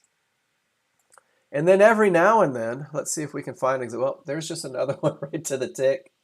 Right to the tick. There's one of those pivot stop outs right at resistance. And that pivot happened all the way over here, but now we're corresponding with a fib. The trigger lines don't break through it. We can identify that double top, and sure enough, it pushes down. So I think that a study on termination conditions becomes very advantageous. Because when you start getting good at those, Miel, it's going to help you take profits at the right spots. It's going to keep you from taking trades into the wrong spots. And it sounds like if you're in the habit of waiting for double tops, double bottoms, well, it gives you an opportunity to recognize change a little faster. Does that help? I hope so. Guys, that wasn't just for Miel. That was for everybody. We have the advantage of understanding where the market is likely to go through Fibonacci, and we can use those trigger lines to help us determine.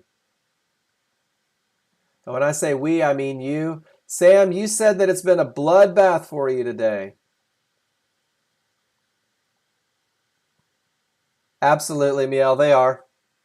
Any line I have on my 13-2 chart when price reaches it, I'm aware, without a doubt. So Sam, as I scroll through, I want to see a lot of pictures from you, and I want to see rules on every one of those pictures. Guys, we all have bloodbath days, don't we? Is there anyone in this room that hasn't had a bloodbath day? What a gory way to put it. Anytime I have a problematic day, I go back and I take a look at what I've done. Dave B, you had odds favorable momentum. Everything set up. You took a rock star entry at support inside of favorable large triggers. And it just wanted to go out lower, didn't it? Dave B, perfect rules met trade. Anything that wins 70 to 80% of the time, guys, is mathematically obligated to lose 20 to 30% of the time. It's difficult, isn't it? Nobody likes losers. I hate losers. Losers are the worst. Losers are the worst, aren't they? No. Guys, they're a normal part of an equity curve.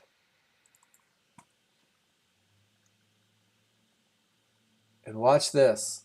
When you stop expecting to win every trade, you start winning most of your trades. I don't care about the result. I care about the execution. And guys, I'm telling you, when you stop worrying about the result and you worry about the execution, did I follow my rules? Did Dave B follow his rules? Strong triggers, no termination, pull back to an area of support inside of favorable large triggers.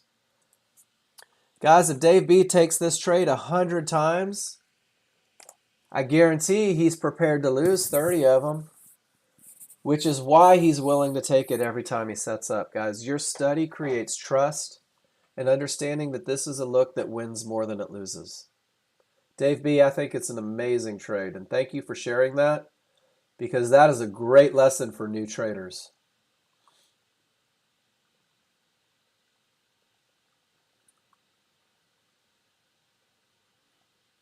How we doing so far today, guys? Learning anything yet? I hope so. Bobby T, let's see what you did.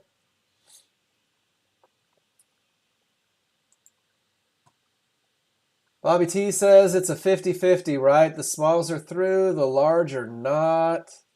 Don't have any areas inside of favorable large triggers, divergence everywhere. Bobby T says, I'm not wasting my money on this look.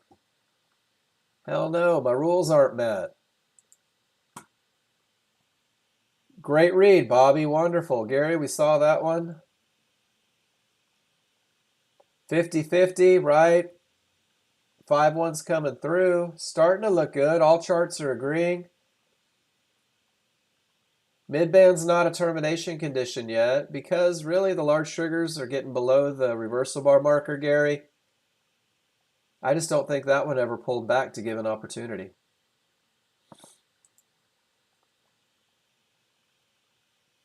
And then those fibs updated, right? And we're like, oh, cards, darn it. Good read, Gary. NG time. Let's see what you did, my friend. I thought we saw this one. Smalls above, larger wide, breaking through. Perfect entry at a mid-band. And you made money all the way up to the trouble spot. And guys, this is a good one. Safia, are you with me on this picture? NG, I'm glad that we came back to this one, though, because look, there's the trouble spot, right? 50-50. There's your trouble spot. When those triggers are really, really strong, NG, you have an opportunity to let it run a little bit, don't you? When you exited this trade, every trigger is the same direction. Every trigger is up. Your path is getting more and more clear by the second. You can identify that higher divergence as that potential trouble spot, but it's not necessarily an exit condition. Let's see what happens when we get there. And Miel, some people use it, some people don't. Miel, in this classroom, I very much embrace simplicity as much as I can. And I honestly believe, NG, it wasn't torturing you. It was telling you, don't forget to read your indicators. Build that management plan through what the indicators say, not through what your gut says. Because your gut's going to lie to you. It's going to get scared. Michelle, I teach typically the trade setups initially on 2 charts. Understanding the advantages of the 13-2, looking for the entries on the 5-1, and then there is the 8-range chart. There's the market flow chart. And I love talking about the market flow chart. I use a market flow chart. I'm a big fan of it. You don't need it to learn to read the software. You need a market flow chart. Well, not even need. Initially, it becomes a confirmation tool. When your rules are met for a trade, those 8-range charts, those range charts, become a great confirmation tool. Well, absolutely, this is an area that's likely to hold. Yeah, I do have odds favorable momentum on this range chart. That strengthens the case for the trade. But it stems from understanding your initial rules, making sure that they're met, and then adding the market flow first as a confirmation tool. And then maybe initially or later, you'll begin to incorporate chart patterns. But if you're curious about market flow in the range charts, there's a couple videos that go through. I like a range chart. I like a market flow chart. I like being able to identify those high volume areas on a bar. But it's not necessary to get that foundation for reading indicators. But of course, if you go through and you have questions, you can ask me anything you want. And I will do my best to answer it. Andy Trader, you said you were stopped out twice, but managed very well in your eyes. Let's see. Well, you jump in at the very bottom. No clear path. Andy, I think, and call me crazy, are you with me in here? I don't. Miel, I consider termination conditions on the 13-2. That's really it. On a 5-1, I look for multiple divergences, but I really do, and I know I sound like a broken record sometimes. I let my 13-2 tell me when it's time. I let my 13-2 tell me when a termination condition is present because it's a broad stroke of the brush and it sets me up for success. All right, Andy Trader, talk to me about this entry here. Was this the, oh my gosh, it's going to go without me entry? Cool. As long as you identify it as that, and look what happens. Stops you out all the way back on the pullback to those large triggers, right? Well, it does.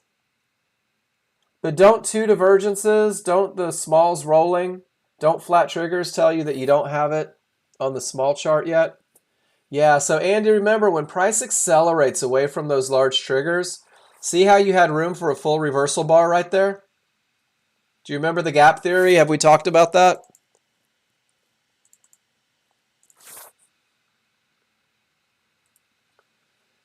If price pulls away from the synthetic triggers too fast and too far, it typically snaps back to the triggers. When there's a full bar away, where'd your picture go? When there is room for an entire bar to come back to those large triggers, it loves to close that gap, Andy. And look where it did. Do you see how it closed all the way back to those large? Pretty cool, right? Keeps you out of this trade. Gives you the opportunity to take this trade after that gap is filled. And then look at that. Easy money all the way down to the trend trade. More easy money. It's that little patience piece. I think it was a great read. You recognized everything was changing. Those small triggers were starting to give you momentum. But because they're still above support and because of that gap, you've got to let it work itself out just a little bit, right? Let it work out just a little bit. Let it do what it has to do. Let it close that gap. And I love this entry. You know, the small start to break through. Easy peasy. Yeah. Otherwise, all you're doing is trading in determination conditions, right? But with that momentum and these triggers roll, if you're going to take that risk, your risk is best on the pullback to the large triggers. Does that make sense? Guys, great management lessons this morning. Good stuff. And now you just keep practicing them over and over. Let's take just a second. What on earth is going on in the live market? Guys, price reaches resistance. Absolutely no trigger lines are broken through that area of resistance. Should I decide to take a trade, I have officially forfeited the advantage of a clear path. If I go to crude oil, they're doing the same thing, aren't they? I have officially forfeited the advantage of a clear path. Guys, 90% of what you do during the day is going to be chart reading. Let's play if then. You guys want to play that game? If the small triggers break above the area, if the large triggers continue up, if I get a perfect entry on the 5-1, can I start to identify potential areas where it may come? That's what I do sometimes, guys. When I can't take a trade because my rules say no, I begin the process of if then. If this happens, then that happens. Earl coming through, tons of momentum. You let the areas clear and you take profits at the areas. Taking that Ron C. It's dubbed the Ron C now.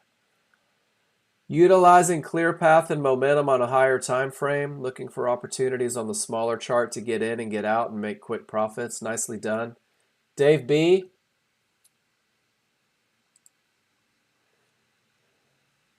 Smalls are below the large. The large are definitely wide, right?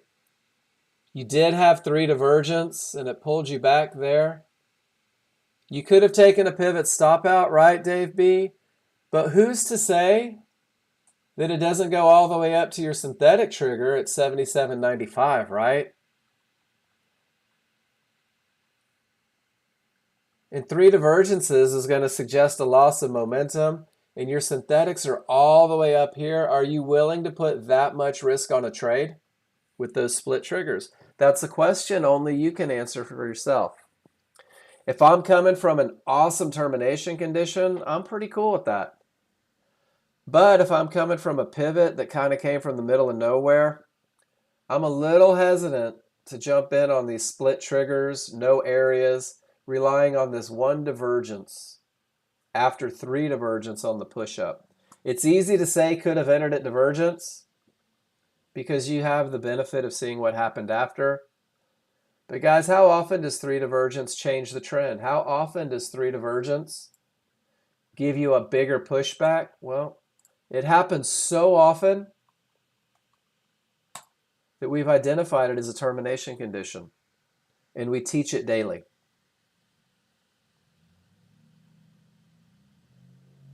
Nice job, Dave B.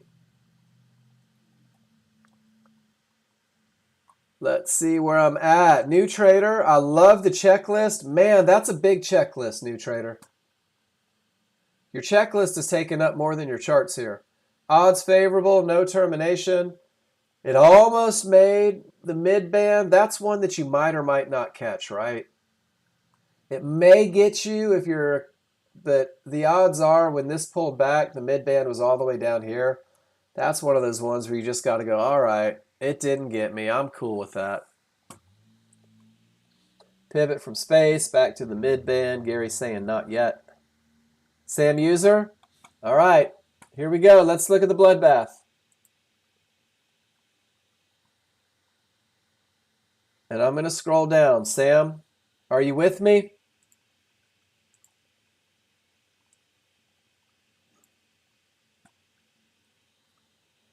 Sam, what advantage did you give away right here? Here's your hint. That's a much better version of it. Losing momentum, right? That's all it is. Let's just call it what it is. Losing momentum. Are you comfortable with that?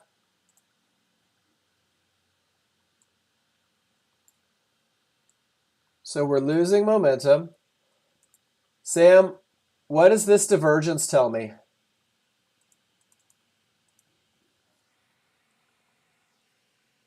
That divergence tells me that I'm losing momentum again, right? Not only am I losing it on my larger time frame, but I'm also losing it on my smaller time frame. You see it? That's okay though. You've got a clear path. You're losing momentum. The smalls are outside. And Sam, what do I always say? I say that great entries create manageable trades, don't they? Sam, it wasn't an entry problem that got you on this one. What does it tell you when that second higher divergence and the triggers are on the other side? It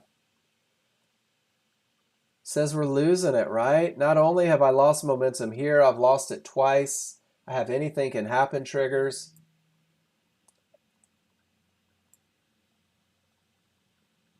Can I tell you the truth, Sam? And language is important. It is, because you have to go through the repetition, right? You have to go through that process over and over. Do you want my honest assessment here, Sam? This is hardly a bloodbath. This is a small loss of momentum, right? They're not even all the way in. They're getting there. You still have smalls outside. You nailed your entry. Your stop's in the right place. Divergence prints, and you're out with divergence. Sam, you took a shot at a medium probability trade. You gave yourself the best chance of success. And the market just said, you know what? Here's an indication that I'm not going to follow through for you, Sam. And you managed it beautifully. So let's do this. Was it a bloodbath? Or was it a medium probability trade managed wonderfully? Because I see the second. Guys, language becomes very important. If you talk yourself down, you're ultimately going to believe yourself. But this is why we post in class, right? So Sam, you were thinking, holy smokes, this stinks. And then we talk through it. And you're like, well, maybe that wasn't as bad as I thought. Oh my gosh, I'm smarter than I knew I was. And it gives you a little bit of something to work on. So I love that picture, and I'm going to disagree respectfully on the bloodbath scenario. There may be one in here, but that wasn't it.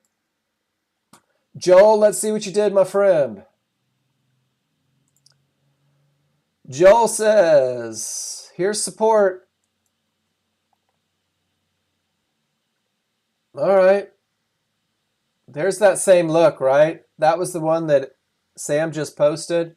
Joel, you didn't do anything. I guess you were relying on momentum, and since you didn't have it, you chose not to take it. I dig it. It is, Gary. Sometimes it is hard to be patient and wait, isn't it?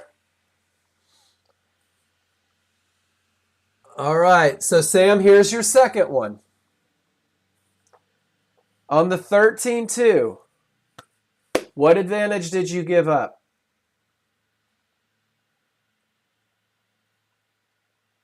Look at your trigger lines.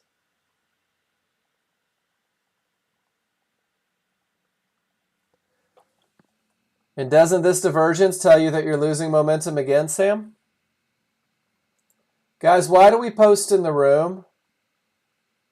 Because I'm going to recognize patterns in you that you don't.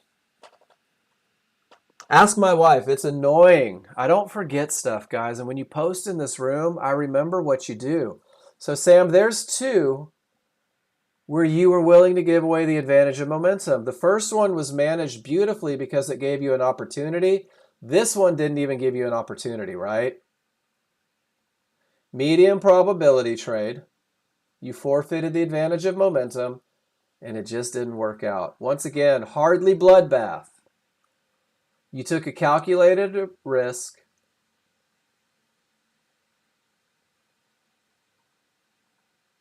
And it didn't work out.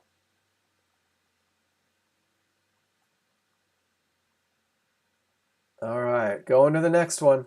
Sam, this is you again.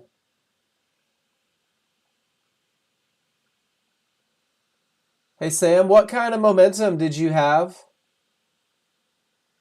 entering this trade? Strong. Did you take the perfect entry? Did your stop keep you safe? Sam, why the hell did you get out of that trade? Because you're scared. Because you're learning trust, right? So, did you have momentum? Did you have a clear path? Did you take a perfect entry?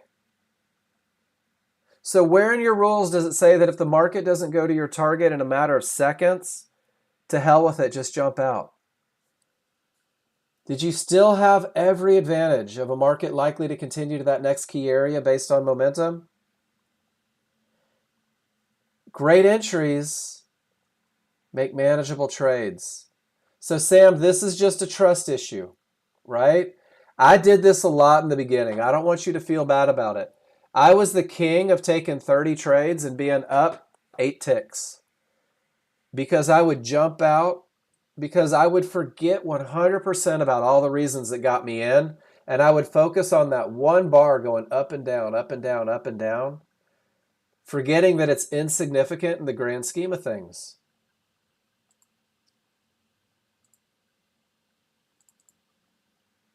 We're trading with the large crowd. I've been there, Sam. We're trading with the large crowd, right? The large crowd says we have momentum. The large crowd says that there's nothing in the way. The large crowd says, for the love of fuzzy, go with the trend, go with the direction, go with the momentum, go with the clear path. Your small chart's just an entry chart because of the advantages on the large chart, guys. Yep, commissions are a part of trading, Gary. All the more reason to know what you're getting into and why you're getting into it. Ron C., let me guess. Momentum, clear path, make some money. Except for the 13-2. Price, look at this. Guys, Ron wrote his rules on there. Very strong triggers, at least 20 ticks to the next trouble. Price must completely clear the previous trouble. These fibs kept him out. Nice job, Ron. You know, it's rare that we see you put rules not met. And I love that I see this because after the fact, the average user's going, man, I should have, I could have, I would have, this stinks. But the reality is, guys, there's two choices. Either your rules are met or they're not, right? And if they're not, sit on your hands because you believe in your rules. You trust your rules. Your rules are there to give you advantages and to help keep you safe. Sam, let's see what you got. Sam, 50-50 trade, right? Didn't see we were close to the mid band. Perhaps got to get a larger monitor. What size monitor are you using, Sam? I don't do anything less than 32. I'm old.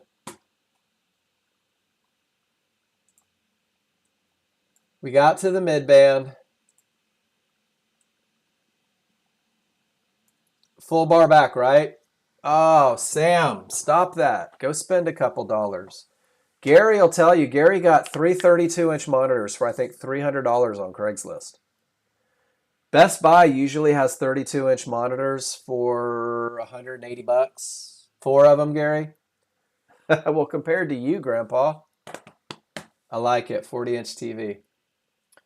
So, Sam, what got you on this one? Costco, Safia? It was the gap theory, wasn't it? Price reached a mid-band. Large triggers didn't follow. Price closed the gap all the way back to the large triggers. You took a trade right in the middle of that vacuum.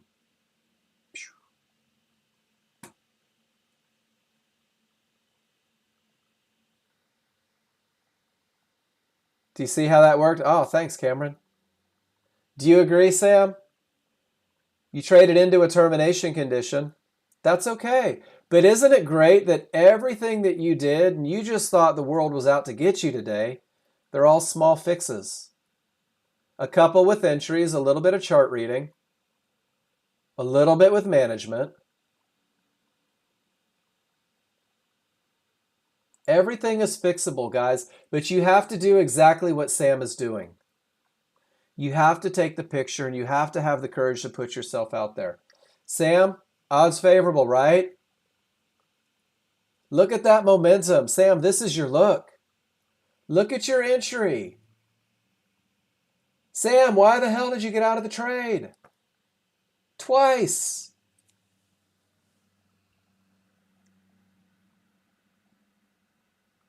So watch this, guys. When you enter on the 5-1, look left. What does your 13-2 say? Sam, what did your 13-2 say? Odds favorable, right? 13-2 said clear path. You said it got slow. It stalled out. No, it didn't. Look at that. It didn't even go below the halfway point of the bar. It got close, and you chickened out. Your stops are in place. Your entries are good. Your advantages are there. That's the next step, right? Great entries create manageable trades. Sam, you're right where you need to be. You're nailing your entries with expertise. You're nailing these entries, and now you're learning to trust the 13-2 so you can get more out of them. That negative 590, if you would let your winners run, that would be positive equity, even with the mistakes, wouldn't it? So remember that as you go through, celebrate these amazing entries. Oh, there's no doubt in my mind. This one didn't even slow down till 95. You were in at 66. That's $600. $600. And you've done that twice today. I guarantee positive equity. We get rid of a couple little mistakes and we learn how to let our winners win. Great job, Sam. You said bloodbath, but I'm not going to lie to you. I think you've had a pretty amazing day with a lot of wonderful lessons. And I think that you're on simulator just the way you should be, right? So there's no fear, right, Sam? If you're scared of a divergence line on simulator, what's it going to do to you with live money? Start building that courage on simulator. Mess some of them up. It's monopoly money. Mismanage some trades, but let some of them run. Let your second contract run, Sam. Take your first one off at fear. Let the second one go to the next fib. See how it changes your life. Believe me, I had this conversation with John Novak 1,000 times. You're doing exactly what I did. All right, NG. Odds favorable directly into a termination condition. You were willing to take a long into the termination condition and it just missed you. And then when it comes back and retests, that's a tough one. That's a rules-breaking trade, isn't it, NG? But the flip side of that is that's a calculated trade based on the momentum and everything saying up. And you have the skills to read your charts in the moment to manage assertively.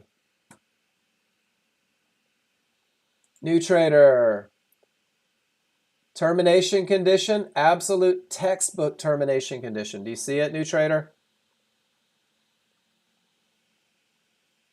Price reaches resistance. None of my trigger lines go through.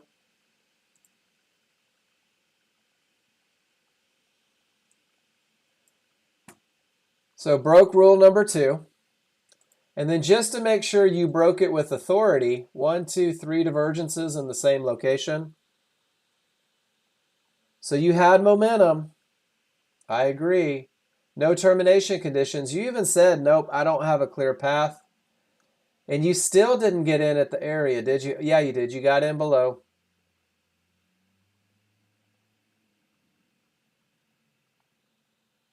Yeah.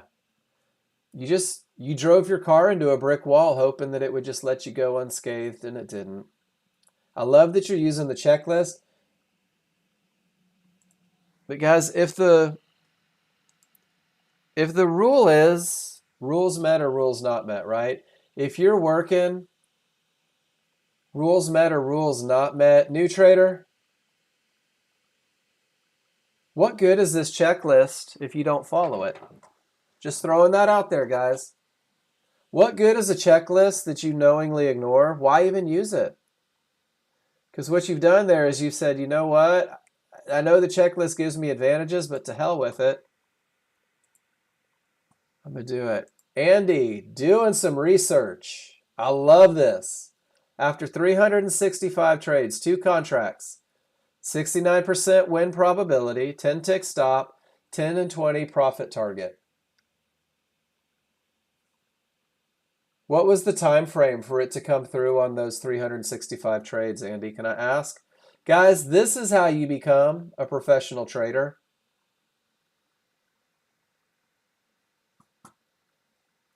This is the work. Beginning P&L was 0. After 365 trades, he was up $63,000. 70% winners.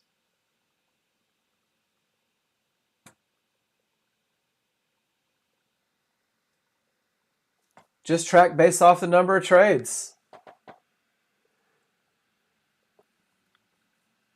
Man, Andy, I love this kind of work. Doesn't this build trust? That's what this does for me, is you begin to believe in the advantages, don't you? You begin to believe in the best of the best. You begin to believe that if you're just a little bit patient, if you use that checklist, if you give yourself these advantages, then without a doubt there's money to be made. Guys, 50-50 trade, right? Small's below the large, larger wide, they're angled in the direction of the trend. Your entry would have been 77.04, which means you are up $100 at break even, waiting to see if that next area gets reached. Remember when we said medium probability trade, great entries, create great management, no divergence, strong triggers, pull back to the area inside of favorable large triggers, a divergence with the triggers inside, says that this area with the potential to break may not be breaking before a higher push. Chart reading in the moment. Did everyone see how it took 3 bars for that divergence to print, but once it did, you still could be out of this trade for break even after already taking profits $100 into it.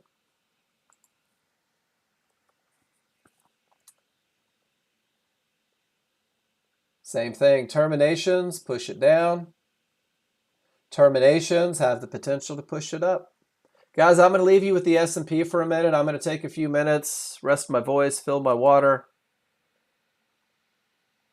I will be back in just a moment. The last hour of class, brand new users, this is your hour.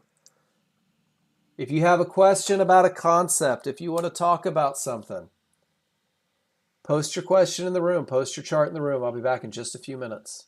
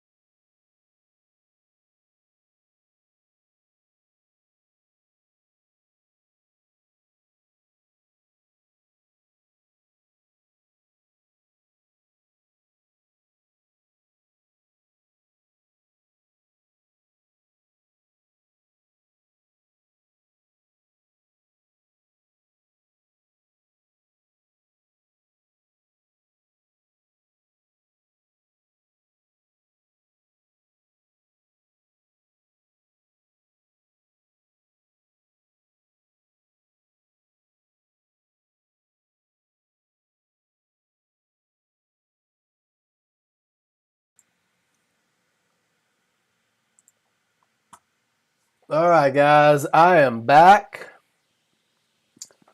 Here we go. Last hour, guys. If you have questions, post them. If you have comments, make them. New trader, man, I like this one a lot more, don't you? Wasn't this easier? Odds favorable, no terminations, picture perfect pullback to an area inside of favorable large triggers. Man, doesn't a clear path make life easy? New trader, great trade. That's true too. New trader, are you using Snagit? Using Capture?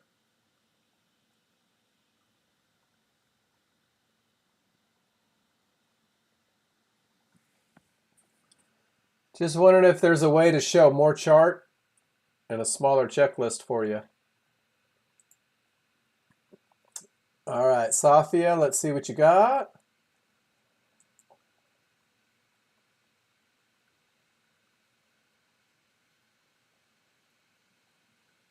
Rule 2 broken. I would agree 100%. Cut and paste through Word. Okay.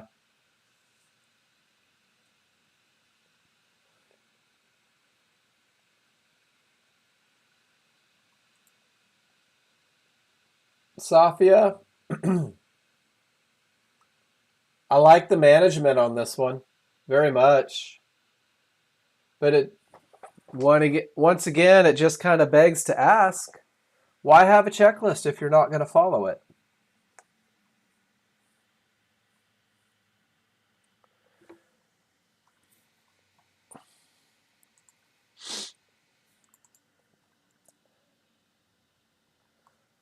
So guys, there's a very, very simple approach to learning the software. That's this one right here. This is creating a plan. This is creating a very, very simple plan. And what it does is it pinpoints your entries, right? Safia, what has to happen to take a trade? So in the beginning, most of you commit to this plan. Okay. So Safia, the next step for you, all right. The next step for you, Safia, is to say that there's another trade that I'll take, right? And you can't use the same checklist for a different trade, can you? Oh, that's the wrong picture. So what do you need to do, Safia? You've got to take this checklist. Exactly. So maybe you just copy paste this one because most of it's pretty good, right? And you have to put an addendum in there. If term present must have odds favorable momentum, no divergence, small window. We'll manage tight into areas. Whatever it is that you have to do to feel comfortable with that one. Guys, plans start very basic. Your plan is going to start very simple. But as your plan grows, as you start to venture outside of these high probability trend trades, well, guys, you've got to create a new plan, right? You've got to know what you're getting into. How can you follow rules if you try to take one set of rules for 4 different trades? It doesn't make sense, does it? And then, Safia, you have to start the process all over. Now you have to define this new trade, right? Define what it's going to take to get you in. And you have to start that process over. Go find 100 pictures of your new rules being met. Does it win more than it loses? Safia, does trading into a termination condition win more than it loses? And what are the conditions present when it wins? So what you did here is you gave a great example of how your plan is going to evolve. Not mad about it. It's a beautiful entry, right? You had odds favorable momentum. Everything's set down. It was a great top. If nothing else, it's likely to go retest that low again. Second divergence said it's not going to get there, at least not in the moment, right? Why did you stop out on target 2? Well, because you traded directly into a termination condition. You're giving away the advantage of a clear path, hoping that that clear path magically disappears, right? But you know that it's there. You're saying, I'm willing to risk getting run over into a termination condition, but I know that I have to manage assertively. You broke rules.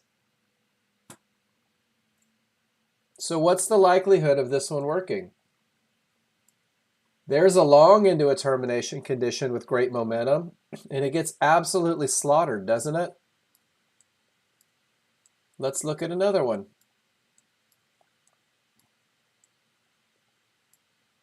There's a short with momentum into a termination condition, would have lost. There is a short into a termination condition. This looks even better than the one that you had, and it gets slaughtered. Odds favorable, termination, doesn't work out. Still outside termination condition, gets beat up.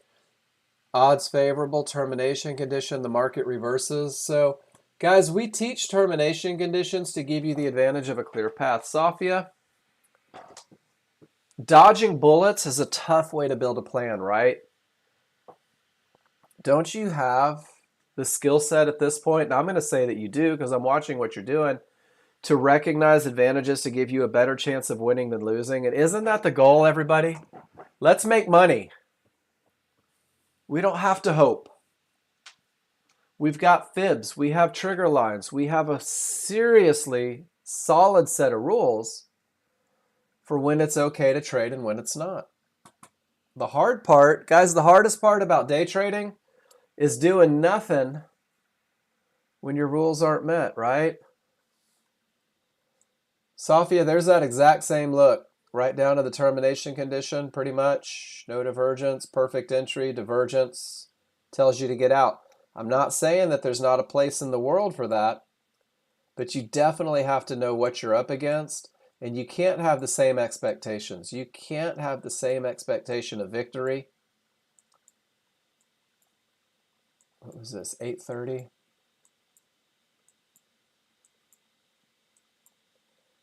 I'm going to scroll back to this one real quick, guys. Let's see what that looked like.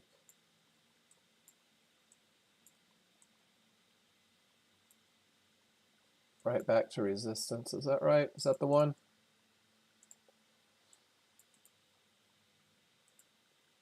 Give yourself the best of the best, right? And there may be a point in the day, Safia, where you're up so much money. New trader, have a great afternoon. Where you're up so much money, you say, you know what, I'll take a risk on this one. So build your plan, though. That's all I'm saying with that one. I don't think it's a bad trade. I don't think you did anything wrong. I just think that you need to create a plan and put the study time in and make sure that that one's going to win more than it loses.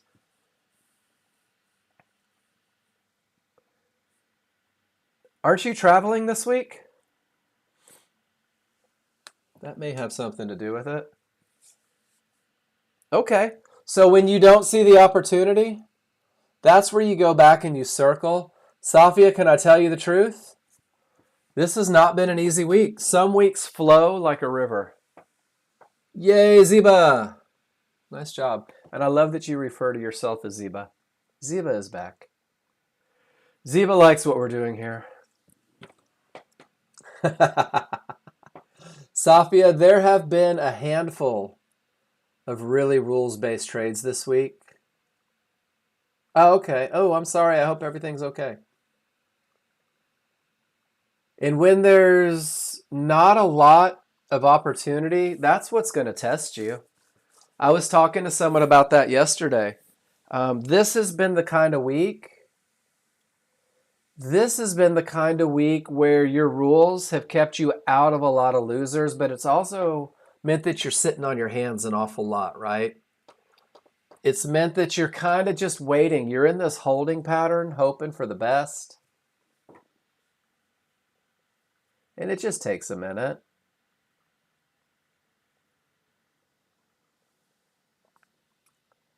Did a lot of other things waiting. Good. My gosh, I get laundry done. I'll go clean a bathroom, vacuum a floor, meal prep. I'll do whatever. I'm a big fan of having advantages, guys. And the truth is you're going to ditch those advantages every now and then and trade your opinions. But the more study you do, and the more you study the effect that these advantages have on your trading, the easier it becomes to stick to that plan. And guys, if you do what Andy did, let me bring this up again. If you do what Andy did, could you imagine doing that level of study and not being confident in the rules? Zeba. I don't know. I don't know that I am a great husband. I try to be. I try to be a good person. I'm a big fan of the golden rule. But I know how to be a good person because I haven't always been. But that's a story over a margarita, not here. They are. I've got two amazing young men. How long have I been with Nexgen, Gary?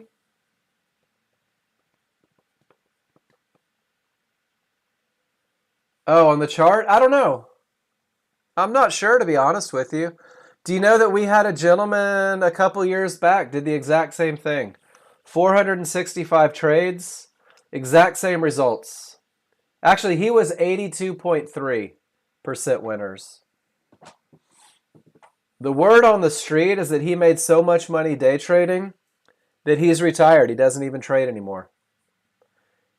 He got to the point where he said, I will never spend all of this. I'm done. That's a great goal, is it? Safia, it's just 365 trades, however long it took for him to happen.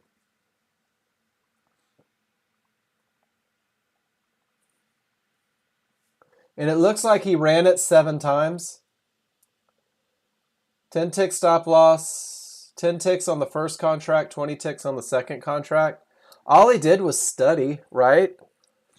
Guys, the strongest tool you have is being able to go back and try to prove this stuff wrong. And I love it when people do that. Guys, I get phone calls and emails from people telling me all the time, Mark, you're an idiot. This doesn't work. I've had that phone call, and I don't get mad. Guys, when someone tells me that what we do doesn't work, all I do is say, do me a favor. Give me 5 days, right?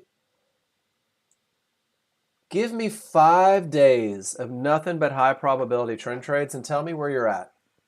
Has anyone ever done 5 days in this room? Has anyone gone 5 days without forcing their opinion on their trading? It's hard. Until you really develop that trust, it's hard, isn't it? I haven't had anybody do this and not win 80 to 90% of the time. It's true. It is hard, guys. Why? Because we're human. Which is why you have to practice, which is why you have to commit to these rules, which is why you have to be okay if you break a rule, right? Guys, if I break a rule, it's not the end of the world. I'm not a bad person. I'm not a crappy trader. I found this one yesterday. I gave it to John Novak. Man, my opinions cost a lot of money. This was Walter Hagen. He was a professional golfer way back in the day, and he says that he expects to make at least 7 mistakes a round. So if he makes a mistake, if he makes a bad shot, he doesn't worry about it. He just knows it's a part of being human. Even the best golfer in the world has a rough day.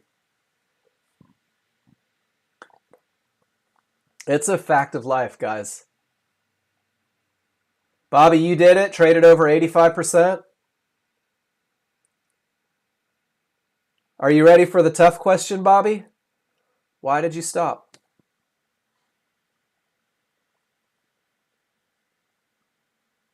I stopped because I'm a Yahoo. I stopped because for whatever reason, I thought if I could be really smart a little bit, yep, I thought I was better. Man, Bobby, I'm telling you, you and I could hang out and we would be just fine. Because we're human, guys. We're learning a skill that could provide us millions of dollars a year. The more time you put into it, the more you practice, the more you focus on it, guys, the better you're going to become at it. The knowledge that you have in 300 pictures is nothing compared to the knowledge that you're going to have in 600 pictures. The knowledge that you'll have in 1,200 pictures. Guys, if you look at my library and Snagit, and I want to say that this library started somewhere around, I don't know, let's go date modified. That is October 26th, October, November, December. So almost 5 months, 3,600 pictures, guys. Almost 5 months, 3,600 pictures. I'm getting pretty good at these patterns. I used to watch John Novak watch the market in his classroom, and he'd say, all right, well, here it is.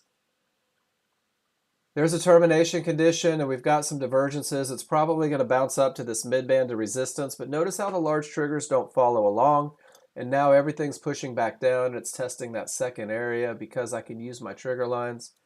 Safia, so the first time I tried it was about 2 years ago. I had had my second spine fusion, and we had just moved to Austin. And I decided that I was going to be a day trader. I couldn't go back to my profession, didn't have the spine for it. So I said, you know what? My name's Novak. I'm going to be awesome. And I'm going to make a lot of money. And I funded an account with $6,000. And I did everything. Well, let me rephrase that. I did nothing. Guys, you will be. It's just repetition. I did absolutely nothing that John Novak told me to do. Has anyone done that yet? I have done nothing. I did nothing, guys. I didn't post my trades in class because it was embarrassing for me to have the last name Novak and not post anything but winners. So I didn't post in class. Or if I did post in class, do you know what I posted? I posted winners that followed the rules. I was embarrassed to show that I break rules. I was embarrassed to show that I lose trades. So I never took advantage. My brother wrote the software, and I never gave him an opportunity to help me. I didn't use the spreadsheet because I'm not going to lie to you guys. That felt like a lot of work. It is, Zeba. So be realistic, right? Be realistic that you have to have a balance, that you don't have the time. Guys, who wants to fill out a spreadsheet? I have to take a picture of everything and annotate it? Tell me something. Who has tried it without the spreadsheet and who's tried it with the spreadsheet? I've done both ways. Do you know what I realized the second I started using the spreadsheet and posting in class? Is that my Achilles heel was termination conditions. I didn't realize it. I thought I was losing because the market hated me. I thought I was losing because I was stupid and worthless and I couldn't figure things out, and I did the down talking. I was also eating pain pills because I had a fusion. And all it took was about 10 pictures in the room for John Novak to tell me, hey, Mark, why do you keep trading into areas? Why do you keep trading into areas likely to reverse the market and expecting it to break them? Why don't you just let the area clear? And I started taking pictures, guys. Before I ever pulled the trigger, let me show you exactly what I did. Before I ever pulled the trigger, I would take a picture just like Gary does. I'd put term, no trade. And then I'd sit on my hands, and to hell with my opinion. But it wasn't until I posted in class, and guys, I'm sorry, I'm telling you my whole life story here, right? It wasn't until I posted in class that I realized that I was losing a lot of trades breaking rules.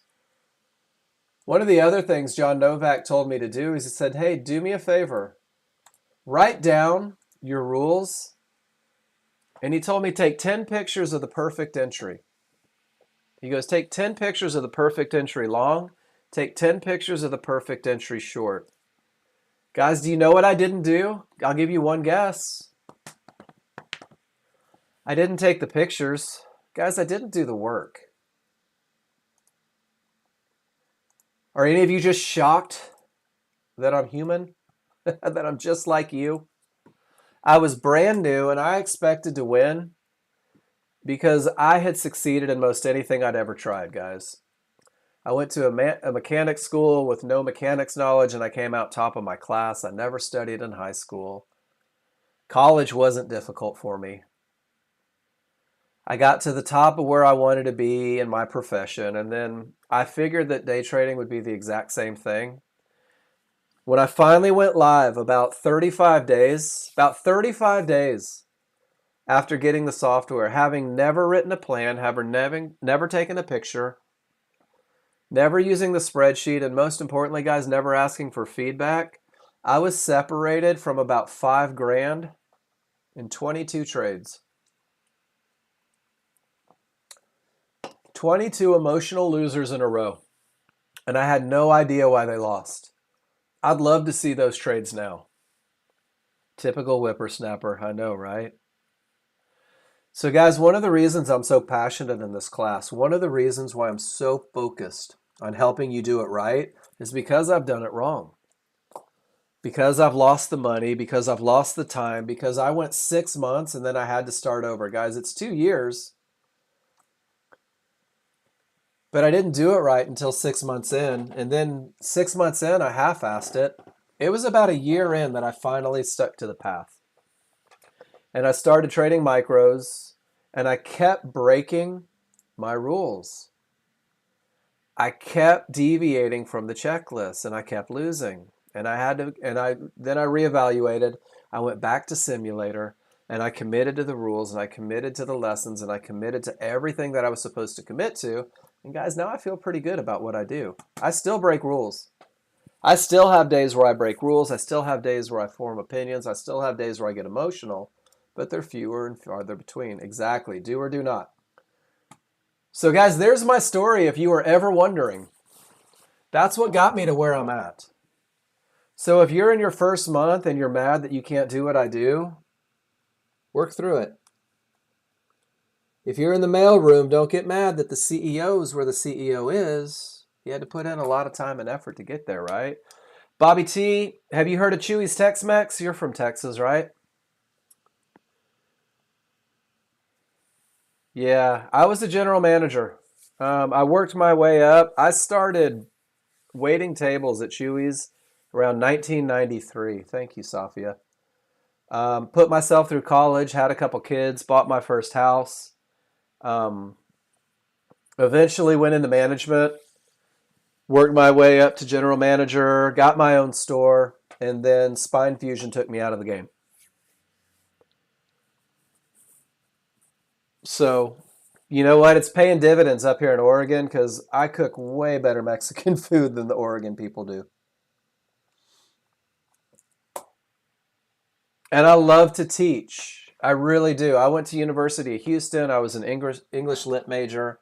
My minor was in secondary education. My whole goal was to be a high school English teacher. That's what I wanted to do. And then John Novak gave me a job in sales that paid $15,000 more a year than teaching. And I never went back.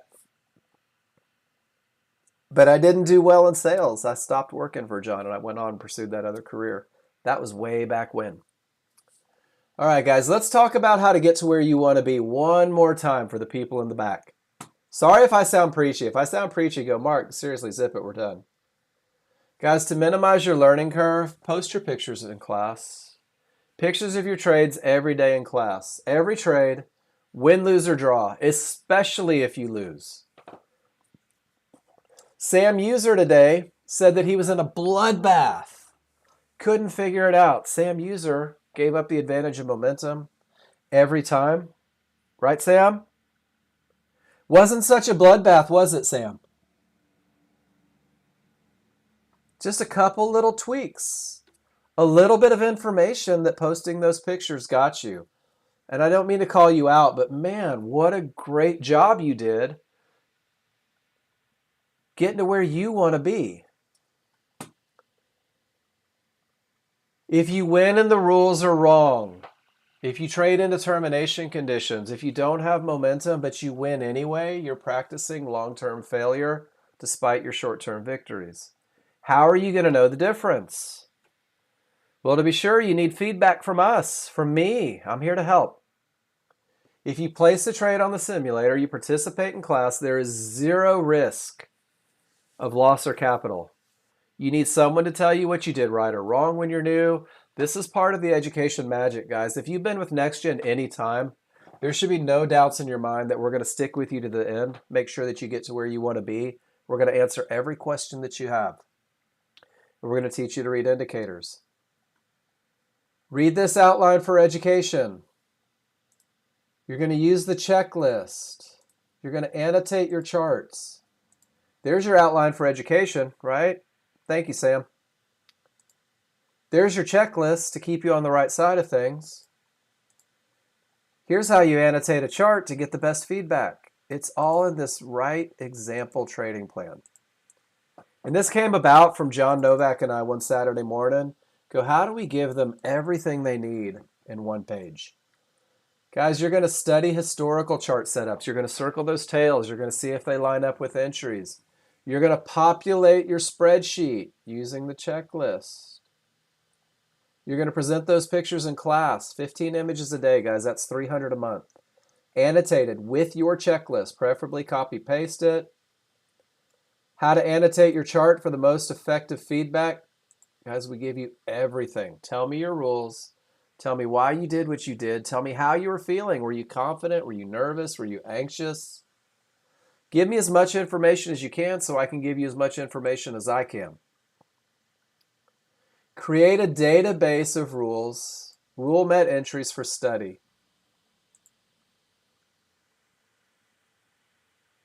Every time your rules are met, take a picture, right? Put it on your favorite looks. Go back and study it every morning. And then once you're getting entries, guys, you're going to define your management plan. And initially, a mechanical approach that eliminates emotion or opinion tends to be the most straightforward approach for new users. You can alter your plan after you're done with the education. Do you guys remember when we did the entry earlier? And we had set stops, we had set start targets, we knew exactly what we were doing, start to finish. Guys, from that same page, there's that management plan put into pictures for you so that you can follow through. I'm going to give you everything you need to be successful. All you have to do is use it. Allow yourself a minimum of 30 to 90 days to practice the mechanical approach of management. And then you can adjust your targets based on experience later. Is everybody comfortable with that path? NG time, those currently are not available. But can I let you in on a secret? Let me find it. Man, I take a lot of pictures, don't I?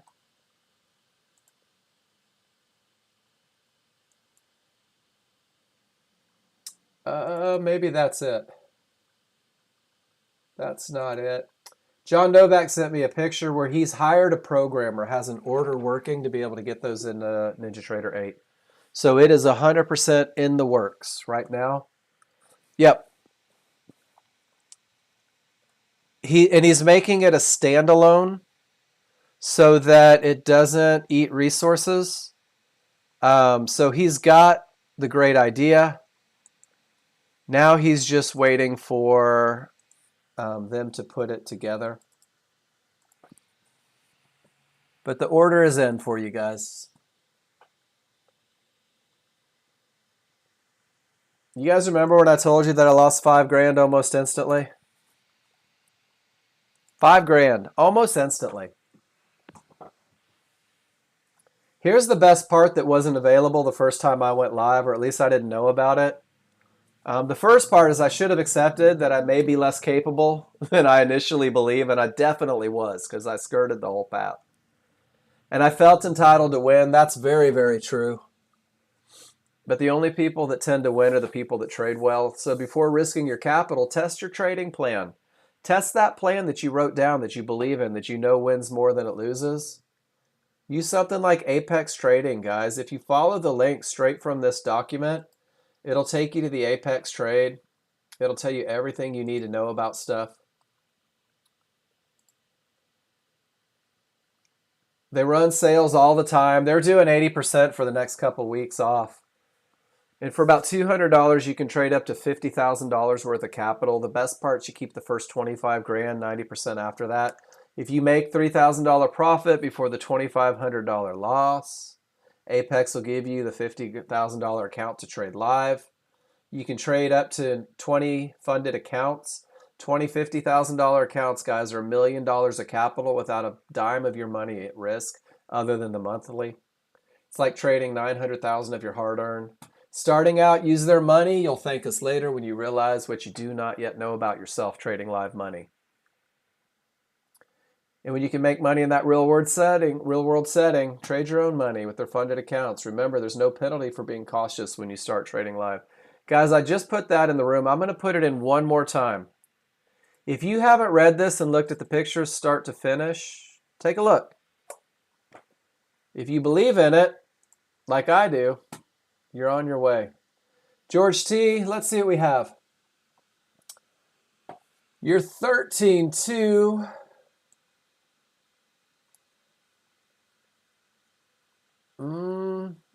I see a long going against the triggers, right? Broke rules twice. Not trading from the area. And George T, this is a good one, right? This is a termination condition. And you went long. Which fib was likely to hold with those large triggers so far away? I like that you wrote that you broke, right? And then everything rolls from the termination condition. It closes the gap back to the large triggers. This one's caught in the vacuum. George T, did you recognize that in the moment? Large triggers were a full bar away, and you got caught right in that vacuum. Price tends to snap back and close that gap. And then nice recovery, and it comes through. I've taken a lot of those trades. Those are tough trades, and it takes getting run over a couple times before you start looking for it. Guys, the S&P is stuck, isn't it? We're at that area of support, no trigger lines through. Here we're at an area of support, no trigger lines through. Guys, some days it's frustrating that 90% of what we do is reading indicators and 10% is trading. But that's a pretty big fact of life. Ron, you're not switching until you have to. NT8. Guys, you don't have to switch to 8 yet. You know that, right? You're not obligated to. 7 still works just fine. Guys, I use 7 every day. Because I use an Apex account, I have one chart that I use on NinjaTrader 8 with absolutely no tick data. And that's what I use for entries, but that's it. I'm with you, Gary. I'm running both. But I'm not scared of NinjaTrader 8. I got absolutely no worries about it. John's created workspaces. He's taught us how to do it. Eventually there's going to be a move, but until there is, I like my NinjaTrader 7. I'll hang out with it a little bit. And guys, that's it for me today. I think we've covered everything. The market's in determination conditions. We've gotten all your pictures. Rules aren't met. Been a boater all your life. 8 range still looks like river buoys. I see that. You know what they remind me of, Ron? And you might be old enough to remember this. Do you remember the video game Defender back in the 80s where you're a spaceship and it drops those little things? That's what those remind me of. Little things that you had to catch and collect in Defender. I get a lot of my visuals and compare them to 80s video games, I think. Yeah, I think so too, Ron. I think 2 charts is more than enough. I think people love to add more because if a little is good, then more's got to be better, right? Sorry about the last hour, guys. It was kind of preachy. It wasn't really. I'm always happy to share my story, and I'm not embarrassed to say that I did it wrong. And one of the reasons I'm so passionate in this classroom is because I did do it wrong. I'd love to save you guys from yourself. I'd love for you guys to do it right the first time and not have to go through. I see that too, Gary. Not have to go through that heartache of losing a lot of money. Now there's Apex. Lose pretend money until you've proved to yourself that you can make real money. Guys, I'm here Monday through Friday from 9 a.m. until 12 p.m. Eastern every day. Every day I'm here to look at your pictures. Every day I'm here to answer your questions. Every day I'm here to try and get you one step closer to where it is you want to be. The only thing that I ask is that you guys participate in your own education, that you participate in your quest for knowledge by posting in class, by asking questions, by using your spreadsheet, and by not being afraid to show me losers, guys, because losers are where the magic happens. Losers are where we get better. Bodies grow under duress, guys. We perceive losers to be duress initially. Ultimately, I couldn't care less if I win or lose as long as I follow my rules, because I know my rules win more than they lose. New users, new demos that are in here. Hudson, Miel. Guys, it's great to have you in this classroom. I appreciate you being here. I appreciate the great questions. I want to see your charts. I want to see your pictures. I want to be a part of helping you get to where you want to be. That's not a dumb question at all. So the smooth triggers are your large triggers, and the trigger lines, Miel, are nothing more than moving averages. The stair-stepped are the 13-2 large triggers. So it's just, we call it a synthetic. We've pulled these over here, and what we found is when they overlap, when the large and the synthetics overlap, it creates a tighter, better window of opportunity. And since we're relying on odds favorable momentum, small's on the right side, we're on the right side of the trade, it's a great visual to keep you on the right side of things. Good stuff. Anybody learn anything today? I hope so. I hope so. Guys, don't be shy. This is your classroom. I hope you can tell how much I enjoy. Absolutely. I really do. I love this classroom. I'm going to go see if I can find some high probability trend trades, see if my rules are met. Go get on the right side. The right side of the lawnmower is on the opposite side of whoever's pushing it. Guys, have a great afternoon. I'll see you in the morning. We're going to do this again tomorrow. If there's anything that you need, don't be afraid to reach out. And I will see you guys first thing tomorrow morning. Take care, everybody.